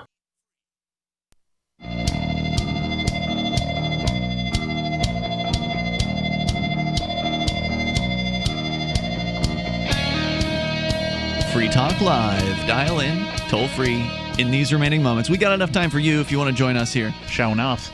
I'm changing gears, though, Captain. Got a pretty big story that I wanted to cover here tonight. What is it? And I was really happy to see this news. I did not know that in Oregon, they are going to be voting on being the first state to decriminalize hard drugs. Okay, let's define decriminalization here, because before recent times, the last decade or so, the word decriminalize meant just eliminate all the laws about this particular thing. That was decriminalization. Any law that said you were a criminal if you possessed it, smoked it, held on to it, gave it to your friend, whatever, this made you a criminal. So decriminalization meant you are no longer a criminal if you do these things. Now, in recent times, decriminalization means the law is just going to make it their lowest priority. It's still a violation of the law, but it's just not going to be prosecuted as fervently, and it'll be the last thing that we do. So decriminalization these days means more of the latter of any amount of lessening is decriminalization. Not that you're removing all criminalization, but to lessen the penalties in any way is considered decriminalization. And in this case, the proposal's pretty good. So let me jump into the story here from the AP. And what would be a first in the U.S., possession of small amounts of heroin, cocaine, LSD, and other hard drugs could be decriminalized in Oregon under a ballot measure that voters are deciding on in Tuesday's election. Party in Oregon! No kidding. Measure 110 is one of the most watched initiatives in Oregon because it would drastically change how the state's justice system treats people caught with amounts for their personal use. So instead of being arrested, going to trial, and facing possible jail time, users would have the option of either paying a $100 fine or attending a new free addiction recovery center. That sounds like a money grab. It sounds awesome, dude. Are you kidding me? $100 fine compared to what, jail time with probably $1,000+ fine? Yes, of course. It's a lessening of the penalty. But now, when you get busted for having some drugs in your pocket, they're going to be like, pay up, son. You know what? If that's what it took, look, think about it like this, right? Like in South American countries or Central American countries, you get... That's not decriminalization. That's just law reform. It's still illegal. No, it's still illegal. It's decriminalization because you're it's still not getting penalized. It's not for considered a crime. It's not. It's then not why the $100? Why the punishment? Because they want money. Exactly. But still, look, Captain, if you get pulled over by a cop in Mexico or whatever, and he puts his hand out or whatever, you put a $20 bill in his hand, he goes away. I mean, so this is institutionalized bribery. That's all it ever has been. But I'd much rather have it be where I can slap down a $100 bill than have to go to a jail cell. So much like when you travel to Mexico, and in anticipation of encountering a policia that you have to bribe, everybody's going to start carrying around like a $100 bill in their sock. It's a smart move. Yeah. Here's an idea. You clip the $100 bill to your identification. And then that way, you just hand them your ID, and it just happens to have a $100 bill. Oh, I didn't know that was. I forgot. I just attached that 100. I wasn't trying to bribe you, officer. It's just I just happen to, it's just a place I keep my money. I just clip it to my ID. You just handed him your ID. He's got the $100 bill. Now he has to decide what to do with it. Does he hand you the ID back with the $100 bill, or does the ID come back without the $100 bill? Right. Look, I'm not in favor of any amount of criminalization, but if we're talking about the difference between somebody goes to jail for a year, yeah, I would rather see people not go to jail. Obviously, right? This is a good bill, or not even a bill. It's a ballot measure. Yeah, I don't want to downplay this is it. A good it's one. Certainly a better situation than what's currently going on. This is not going to ruin people's lives like the previous current state of affairs, where you will go to jail likely if you get caught with these things. So, and this is very much like Portugal. In fact, it mentions later, although Portugal doesn't give you an option from what I understand, in Portugal you do have to go to their government class, which is stupid, right? Because if you're not an addict, and look, not everybody who's using heroin is addicted to it. It's easy to think that that's true, but we did actually have a guy call this show once upon a time who talked about how he's like a heroin weekend warrior, where he doesn't do any heroin during the week. He's responsible. He goes to his job. Yeah. But then on the weekend, he boots up some heroin. And it's like a functional alcoholic, right? Right. Yeah. Right. So somebody like that, if their job is still with them, they've got their life under control, they just like a little bit of heroin now and then, they happen to get caught, then the system forces them into some sort of treatment program. That's actually a bad thing, because if somebody isn't ready for treatment, if they don't want the treatment, if that's not what they really want to do with their life, then they're not going to be benefited by it. Right. And in fact, they could actually cause a problem for the people that are there that actually do want the help. So letting that person make a choice of, well, do I just want to pay the $100 and then be done with this, or do I want to go to this class? That's actually pretty decent. Just abolish all the drug laws, period. I understand. But this is the political process, Captain. I mean, it takes time. Unfortunately, we don't even have, even here in New Hampshire, where we actually have libertarians who've been elected, we don't even have not a legal single weed one of yet. them. Yeah, not a single one of them has put forth a abolish the drug laws bill. And that's because they all play this little political game of, oh, well, I don't have enough political capital, they'll say, to do that. And it's a lame excuse, but that's what they say. Yep. And until one of us gets elected for those positions, then it's not going to happen. Play stupid games, win stupid prizes. Well, congratulations, Oregon, if it passes, which, we'll see. I don't know. There are enough hippies in Oregon that I'm aware of that, this should be, a hot topic. I definitely will be keeping an eye on this on Tuesday night and the next day. But let me tell you more about it. The centers would be funded by tax revenue from retail marijuana sales in the state that was the first to decriminalize marijuana possession. It may sound like a radical concept, even in one of the most progressive U.S. states, but countries including Portugal, the Netherlands, and Switzerland have already decriminalized possession of small amounts of hard drugs, according to the United Nations. Portugal's, again, year of 2000 decriminalization, so it's going on for 20 years there now, brought no surge in drug use. Drug deaths fell while the number of people treated for drug addiction in the country rose 20% from 2001 to 2008 and then stabilized. So more people were willing to get help once these decriminalization measures came into play. This has been shown over and over again. And, if people would just listen to System of a Down, they'd know this already. All research in successful drug policy shows that treatment should be increased while law enforcement decreased, and abolishment of mandatory minimum sentences. Wasn't that lyrics from their song? It is, absolutely. And Which song was that? I believe the prison song. Okay. Yes, they're trying to build a prison for you That's and me. right. So at any rate, when I first heard those lyrics, I was like, is that true? And I went and I looked it up, and turns out sure it enough, is. there's been plenty of studies. This is not news. This is, what you're saying is news because it's new to Oregon. There's a thing on the ballot. But the news about the research shows that law enforcement doesn't work. Making criminals out of these people doesn't work. All it does is further tax the system, further cause more tax to need to be collected to pay for all this crap, right? Whereas if you just abolish all the criminalization of it, make it not a criminal thing, then and allow people to get treatment when they need it, that all of the problems go away. In a 2019 report from the UN Chief Executive Board for Coordination, They announced their commitment to, quote, promote alternatives to conviction and punishment in appropriate cases, including the decriminalization of drug possession for personal use. So you've got this increasing cacophony of voices out there that are, saying it's time for a change here, even all the way up to the United Nations, which I don't really care for. Yeah. But still, it's worth it to point out that they're saying these things. Doing so would also, quote, address prison overcrowding and over-incarceration by people accused of drug crimes, which, according to the board, the Oregon's measure is backed by the Oregon Nurses Association, the Oregon chapter of the American College of Physicians. So you got doctors and nurses saying this needs to happen. The Oregon Academy of Family Physicians also, quote, punishing people for drug use and addiction is costly and hasn't worked. More drug treatment, not punishment, is a better approach, said the groups in a statement. Opponents include 24 district attorneys, of course, the prosecutors, who issued recommended a no vote, saying the measure would, quote, recklessly decriminalize possession of the most dangerous type of drugs and will lead to an increase in the acceptability of dangerous drugs. No, it won't. It won't increase the acceptability of it. There's not going to be a bunch of people that run out there like, all right, where's the heroin?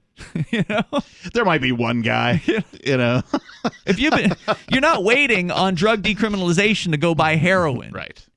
The other district, although 3 district attorneys back the measure, including the top prosecutor in Oregon's most populous county, which includes Portland. Have you been to Oregon ever? I've not. Okay. So there are, in every state, there are their fair share of, well, say, crazy people. Yeah. So I imagine there's going to be one guy that runs out in the streets. Where's the heroin? It would decriminalize possession of less than 1 gram of heroin or meth, 2 grams of cocaine, 12 grams of psilocybin mushrooms, 40 doses of LSD, sweet, oxycodone and methadone, and 1 gram or 5 pills of MDMA. Nice. I hope this passes. If it does, then hopefully we'll see more of this happening across the country. We'll see you tomorrow night. freetalklive.com. Remember when you first heard about Bitcoin? How long did it take you to realize this little project would soon change the world? Do you kind of wish you had gotten involved sooner? Well, now is your chance to be a part of the next revolution in money. Intercoin is working to finally make crypto go mainstream. It's designed to be scalable enough to support everyday payments and even elections without the state. Bitcoin was originally supposed to be a peer-to-peer cash system, the way we would all pay one another without having to trust any third party. But instead, over time, it mostly became a store of value. That's because every 10 minutes, the Bitcoin network must put all transactions into a block, and that block can only hold so much. If crypto is to become mainstream, for people to use it for everyday payments, we need a new architecture, one that is as secure as Bitcoin while being far more scalable. Check out intercoin.org to find out more and maybe pick up some of those coins for yourself.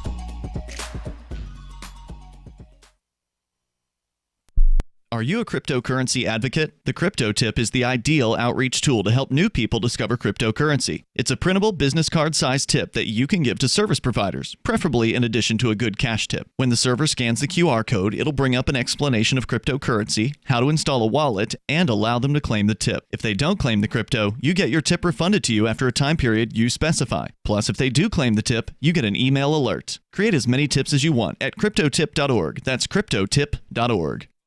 What if you want to hear the latest episode of Free Talk Live, but all you have is your phone, you forgot to download our archive, and you have no data connection? You can call our Listen line at 641-793-0191. That's a long-distance number, so you may incur charges. If not, listen as long as you want. 641-793-0191. The Free Talk Live Listen line, 641-793-0191. The latest episode of Questioning Authority is next after the news on the Liberty Radio Network at LRN.FM. Barnstorming battleground states. I'm Joe Chiro, Fox News. The presidential campaign's packing in all the events they can in the last few days before the election. Mr. President, thank you, thank you, thank you. Former Vice President Joe Biden and his former boss